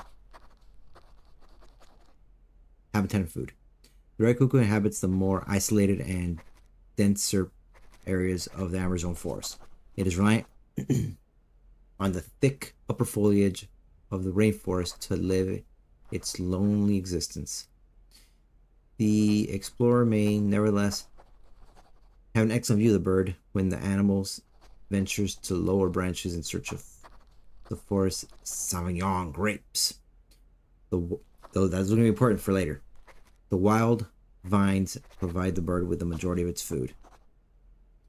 The cuckoo is particularly partial to its juicy fruit. The red cuckoo may sometimes gorge itself on this fruit to the point of drunkenness, rendering it easy prey for any jungle predator, eaten beaten, such as them like wild nature. Reproduction. Like other species of the cuckoo, the red Amazon cuckoo delegates the task of raising its young to other birds. This parasitic behavior enables species to reproduce prolifically and with minimum effort. The female cuckoo scouts its territory on the look out for nests under construction. She chooses a moment when its owners are absent to lay her eggs, generally in the afternoon. The host, meanwhile, will lay mainly in the morning. After laying an egg in her selected nest, the female will remove one of the host's eggs and destroy it or eat it later. The cuckoo's egg is generally hatches before the eggs of its adopted brothers and sisters. The cuckoo chick will instinctively edge the other eggs from the nest. The young cuckoo grows fast. Sometimes its foster parents will perch on the back of the hungry chick to feed it. Eating of the cuckoo's egg is very different to the smaller host eggs. It nevertheless mimics the host egg in certain ways. Not perfectly, but just enough to be accepted by most species. The future. The red cuckoo's love of grape could sadly prove fatal for the species in the medium term. European settlers who have tried to cultivate the grape on the Amazon plains have decimated the Amazon red cuckoo population. Grape producers, to protect their harvests from what they would call inveterate looting, have declared all-out war on the bird. It is to be feared that the cuckoo will be on the losing side. The red cuckoo produces readily well in captivity and is one of the jewels of the crown of the Valadilene University Ornithological Collections. However, scientists at the university have their own reservations about the species and its prosperity to become particularly invasive wherever conditions are favorable to it, to the detriment of other something species. Heads of the Berserk Aviary have therefore taken a policy of birth control to attempt to balance out nature's imperfections in this artificial environment. The forest Sauvignon grape. Today, it is very rare to find the forest Sauvignon grape in the wild. The species has been decimated by a terrible equilateral epidemic. However, in Europe, successful cultivation of the plant is the pride of the Valadilene University Botany Collection and has largely contributed to the survival of the species around the world. So, the mushroom is important and the grapes are important. But I was not aware that you going Hello. to... Shh! Don't talk so loud. I'm sorry, but I was wondering if you could help me. Can't you see I'm very busy? What are you looking for? None of your business. Now, if you don't mind, I am trying to concentrate. I haven't got a lot of time left before Professor Pons's next tutorial. Professor Pons, you say? Would you mind working elsewhere, please?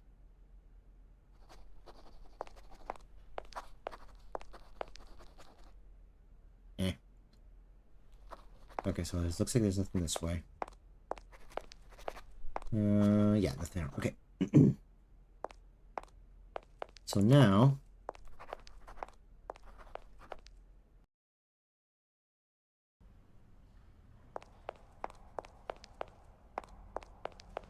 Whoa! I'm so drunk. Okay.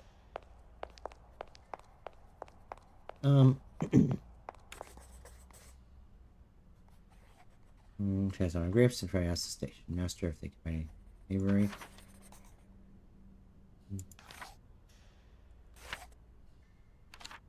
Okay. Okay, so. Oh, there's object. Okay.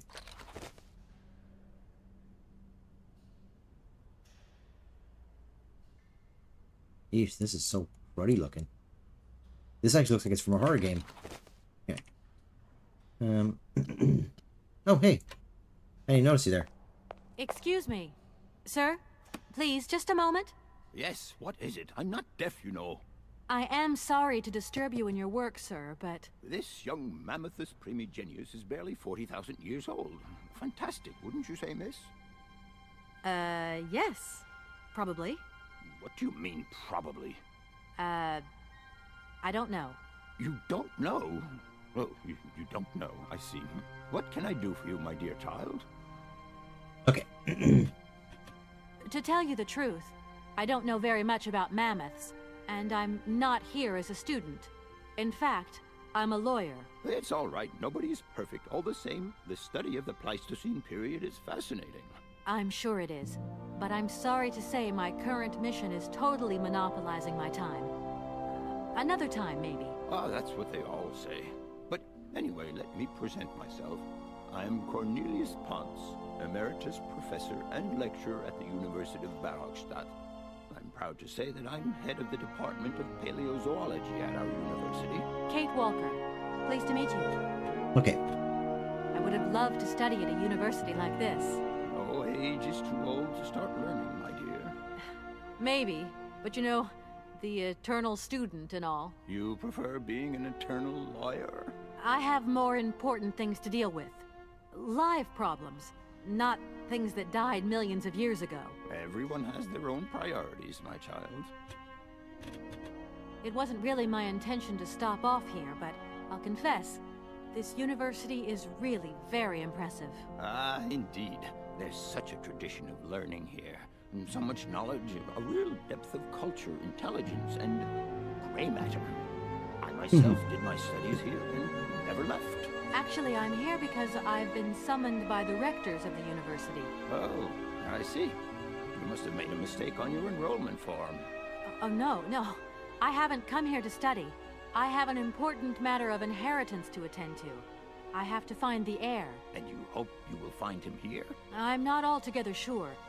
But you see, my train broke down coming into Barogstadt Station. In that case, my dear, you must come to one of my lectures. Here's a question for you. Do you know what the Proboscidean order is? The Probo-whatian? Ah, you see? There are gaps in your knowledge that need refreshing. Arriving in Barogstadt is an amazing experience. I've never seen such a station. You came by train? Yes, in a kind of clockwork train with a spring mechanism that winds down regularly. You mean you drive a train? Young ladies of today never cease to amaze me. Oh, no. I'm not the engineer. The train's engineer is actually an automaton. I am sorry. All this probably sounds very strange. A clockwork train? Driven by an automaton? I once knew a man long ago who could have invented such a train. It was he who designed the bandstand in the main square.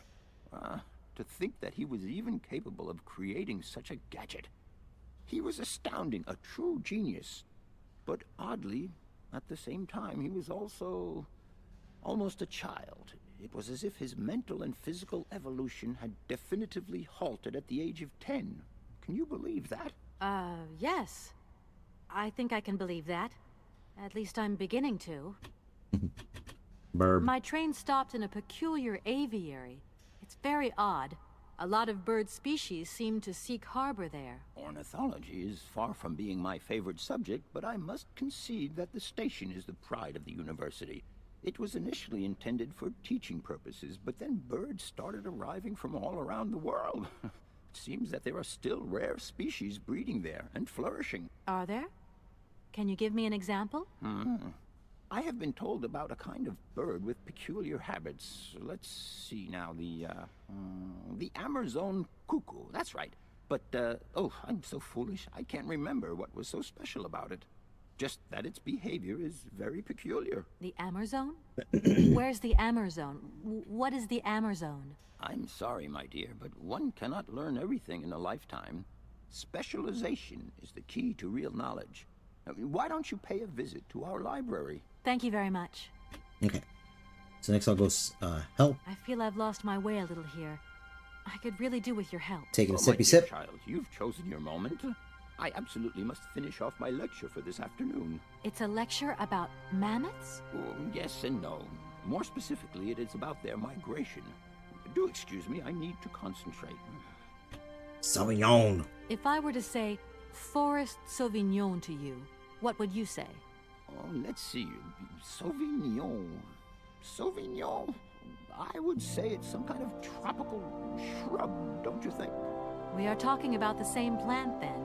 It is a very rare shrub with small, juicy fruits. I found a book about the Amazon, and it says that there are even Sauvignon plants growing right here in Barrackstadt. You wouldn't know where, would you? Amazon Sauvignon plants here? No. No, I don't think there are any. Highly implausible, but you should ask the station master. He is keeper of the greenhouse at our university, so he could tell you more than me.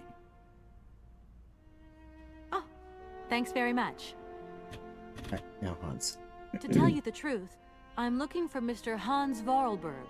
He's the sole heir of a very unusual factory. My company is in charge of negotiations for the takeover of this factory. At last word, he was living in Siberia. So, as soon as my train is ready, I'll be continuing my journey eastwards. Siberia. Ah, Siberia. But what was it you said again? Said what? You mentioned a name. The person you are looking for. Vorarlberg. Hans Vorarlberg. Do you know him? Hans Vorarlberg. How could I forget him? Such an extraordinary fellow. So inventive. We shared a passion for mammoths, you know, and we bonded over this passion. Without it, I confess, I would have had little to do with an odd, ageless retard like Hans. At the time, we were both students. Well, sort of. Put it this way. Hans had special permission to attend paleontology lectures. You see, he didn't really have the necessary qualifications. In exchange, Hans did a few odd jobs around the university. Your Hans Vorarlberg sounds uncannily like the one I'm looking for. I'm not sure, my dear. Hans was above all questions of money and business. Just to imagine him running a factory, perish the thought. Can you tell me a little bit more about him? He was always a mystery to me. He never said very much, never quite seemed to grasp what you said to him. He expressed himself instead through his incredible mechanical contraptions. His inventions, I admit, have been much appreciated by the university. The few times we really did talk, it was about his strange interest for mammoths and a doll. Some sort of doll that obsessed him. Yes, that's A doll, you say? Yes. He kept talking about it. One day he described it to me. A sort of children's toy. A miniature mammoth mounted by a mount. It appears he found it in a cave not far from his home. The event all sounds very dramatic. His account was slightly confused, but it awoke a great interest in me. What do you mean? To my knowledge, there is only one tribe who made figurines featuring a Maut, and that tribe is the Yukols. They live in the farthest reaches of Siberia, and for them, the dolls constituted a sacred object, illustrating one of their central legends. How such a doll made the journey from the frozen Siberian north to a cave in the French Alps is a mystery to me. Even today, it is beyond my comprehension. Have you considered that Hans Vorarlberg was maybe making it up? You said yourself he didn't seem to have all his mental facilities intact. No, that's impossible. Hans couldn't invent a story like that. The doll is a sacred part of the Siberia legend. He described it to me in exact detail. Siberia itself is a chimera that paleontologists of the world are very fond of pursuing. So, oh, mission. Please do excuse my persistence, Professor, but did Hans Vorarlberg ever talk about his childhood? About Valadilene and his sister, Anna? No, not that I recall. Pity. When I think of Hans, I'm always reminded of a mysterious mammoth doll he would talk about so often. A small effigy of a mammoth made of hide and mounted with its own miniature Maut. How come he was so lucky? Why have I not seen this? Yeah, that's the thing. I'll leave you in peace. I hope I haven't disturbed you too much. Sorry? No, not at all, my dear child.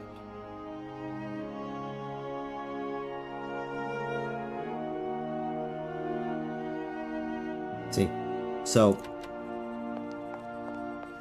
that door's locked. Oh, okay. So what you got to do is you have to get the mammoth doll.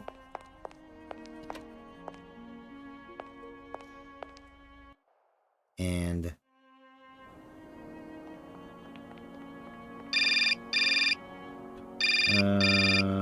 Olivia?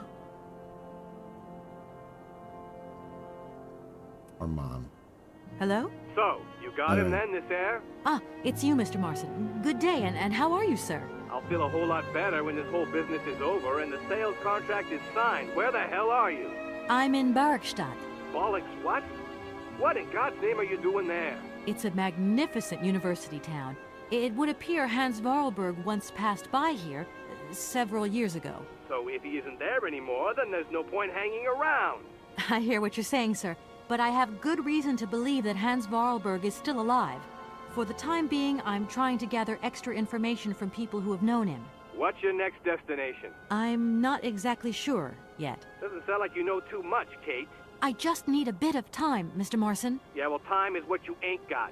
Keep me posted.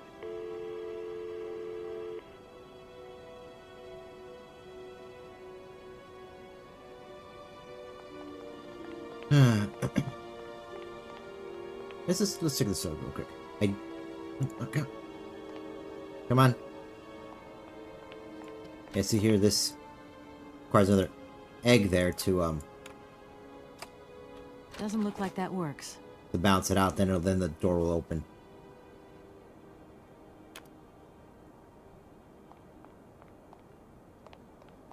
But now what I gotta do is get the mammoth doll from the train.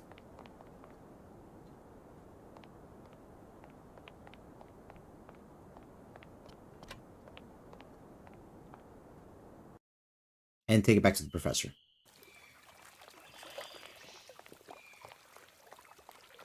Hammer zone.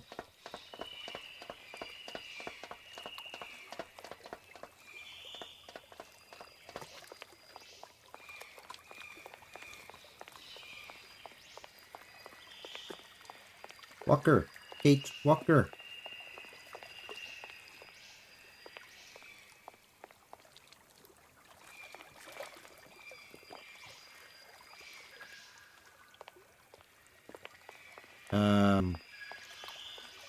For some reason I can't enter through this side anymore. So odd. Okay, that was weird. Anyway, moving on. Let's see if Oscar has anything new to say. Everything okay, Oscar? Yes, Kate Walker. I am awaiting your instructions. Money. Oscar, the sailors have agreed to tow the train, but they want to get paid for it. I suppose you have some petty cash on board to cover traveling costs? No, there is nothing like that. You will note, however, Kate Walker, that every effort has been made to ensure maximum passenger comfort. Okie dokie. I'll have to sort this one out by myself, then. Get used to that. You don't know where I might find any Amazon Forest Sauvignon, do you? No, Kate Walker. Oscar, see you later, alligator. In a while, Kate Walker. Okay. So, give me that. Get that.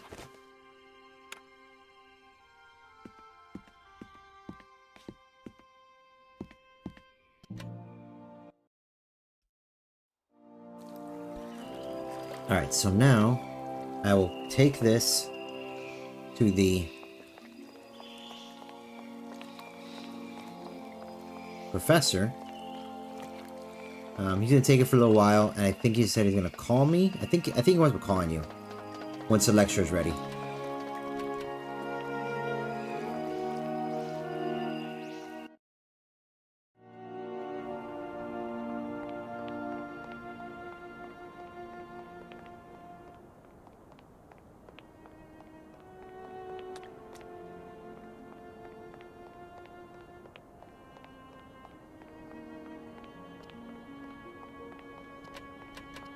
Okay.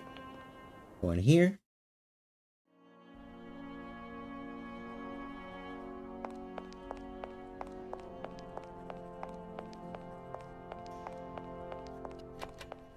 Okay. Do excuse me, Professor. Professor, sorry to disturb you again. What is it you want to know, miss? I would have loved to study. Oh, hey, you. I have more important. Everyone. That's odd. I wonder how I repeated that again. Please do excuse my pity. When I think of. Okay, so let's just repeat that. Okay, so now give me that. Professor, I have brought you something that should be of interest to you. Look. What have you got there, then? Let's see. An effigy of a mammoth. But this is Hans' doll, is it not? Yes, of course it is. How on earth did you... Oh my God. It's in my hands. It exists. It really exists. Please do excuse me. I'm deeply, deeply moved. You see? Your Hans and my Vorarlberg heir are one and the same. This is incredible. After all these years, how can I ever thank you, my dear? Oh, I must waste no time. I'm off to my laboratory. I must study this carefully. May I borrow your treasure a moment? Well, actually, Don't worry, miss. I will take the greatest care of it. But I need to study it. You see, it has such importance to me that this very afternoon I shall deliver an impromptu lecture to my students about this very object. If you are interested in Hans Vorarlberg, then it is essential that you attend. Do you think so? Obviously. Give me your telephone number and I will call you the moment my lecture begins. I will return you your doll at the end. You have my word. In that case, see you later. Okay. Now his lab is open.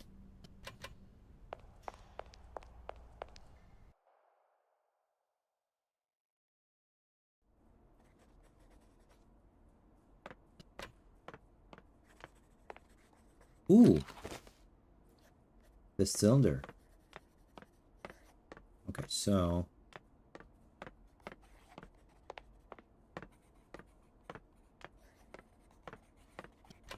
What's this?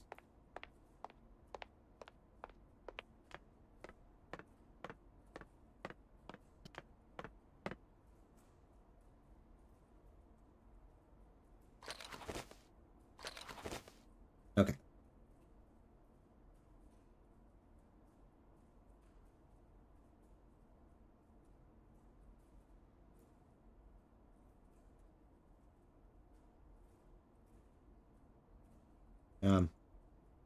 Kate Walker.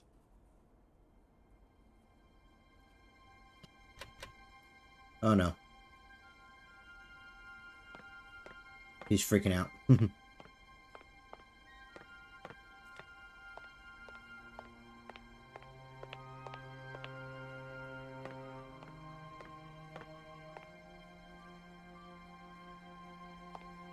Yeah, I can totally understand why the people will be getting frustrated with the controls.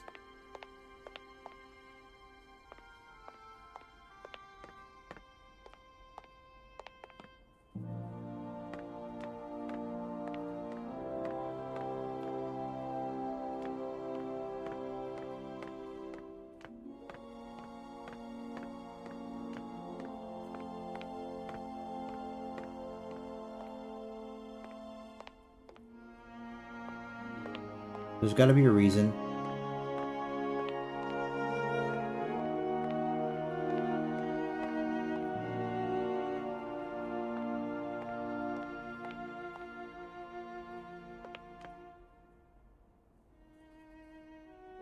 As to why.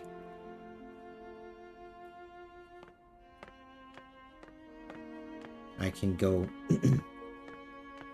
I got that. Okay, you know, we'll just do that later. So for right now, I'm gonna go back to the train. Use the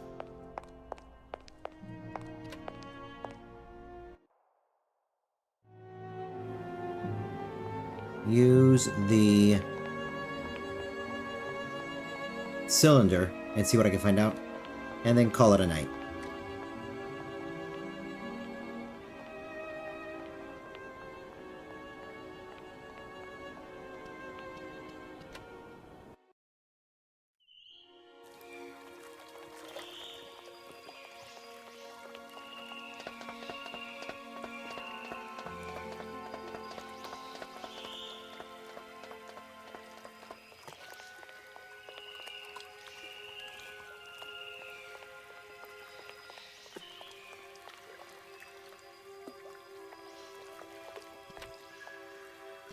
Okay.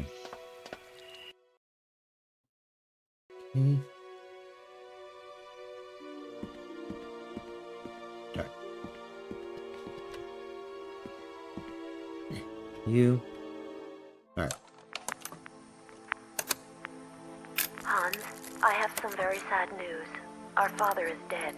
He passed away peacefully last Sunday in his sleep. I feel so lonely now. Father had been but a shadow of himself since your departure. I had to take care of everything for him. Housework, factory paperwork, the workforce, clients, everything. And now, today, well, I really don't know who or what I'm fighting for. Times are so hard, and this terrible war is destroying everything. Nobody cares for our automatons anymore. I just think about you returning. And when you do return, I will have turned this factory into a palace worthy of your genius. Please take care of yourself. I love you so much, Anna.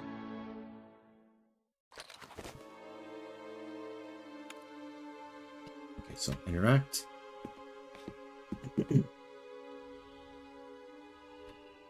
Okay. Alright. So that should wind it up. I'm gonna exit. I think that's gonna do the autosave if I leave the room.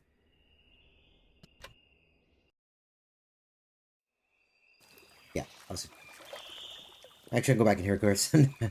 Not so much of the loudness. Okay, so that's so far. I'm back to my favorite area of the game, the Bergstadt University. I butchered that again. I do understand a bit of the reason why the mixed reviews. The controls are very uncomfortable. They're awkward to move around. Kate Walker gets stuck on things. It moves a bit awkward, but uncomfortable. You just have to power through it. Is what it is. But I am enjoying myself. The puzzles are, as I remember them, there's some of the different new ones. The one for the punch key from the priest's room was new. So it's interesting how they change things up. Giving you the solution to the Oscar's feet was also a nice touch as well. But oh no, I'm happy with this. I'm happy with the game. I'm enjoying myself. I will be seeing you all on Saturday for another Welcome to Elderfield. The plan for now is to start getting money for the ranch. I know the tentacles are the crows are the cheaper ones, the coop, but I want to do the barn. I want to get the cows. I'll get the cows first for reasons. But I got to do a lot of planning first. I got to create the feed maker. I got to start planting the crops for the feed. I think it's hay, which means I have to get that seed for it. We'll worry about that when we get to it. But I'm looking forward to this. I'm having a lot of fun. But yeah. With that, I will see you all in the next one. And it lets me know how many times the last save, which is 2 minutes and 1 second. But again, till Saturday. And all of you take care. Bye.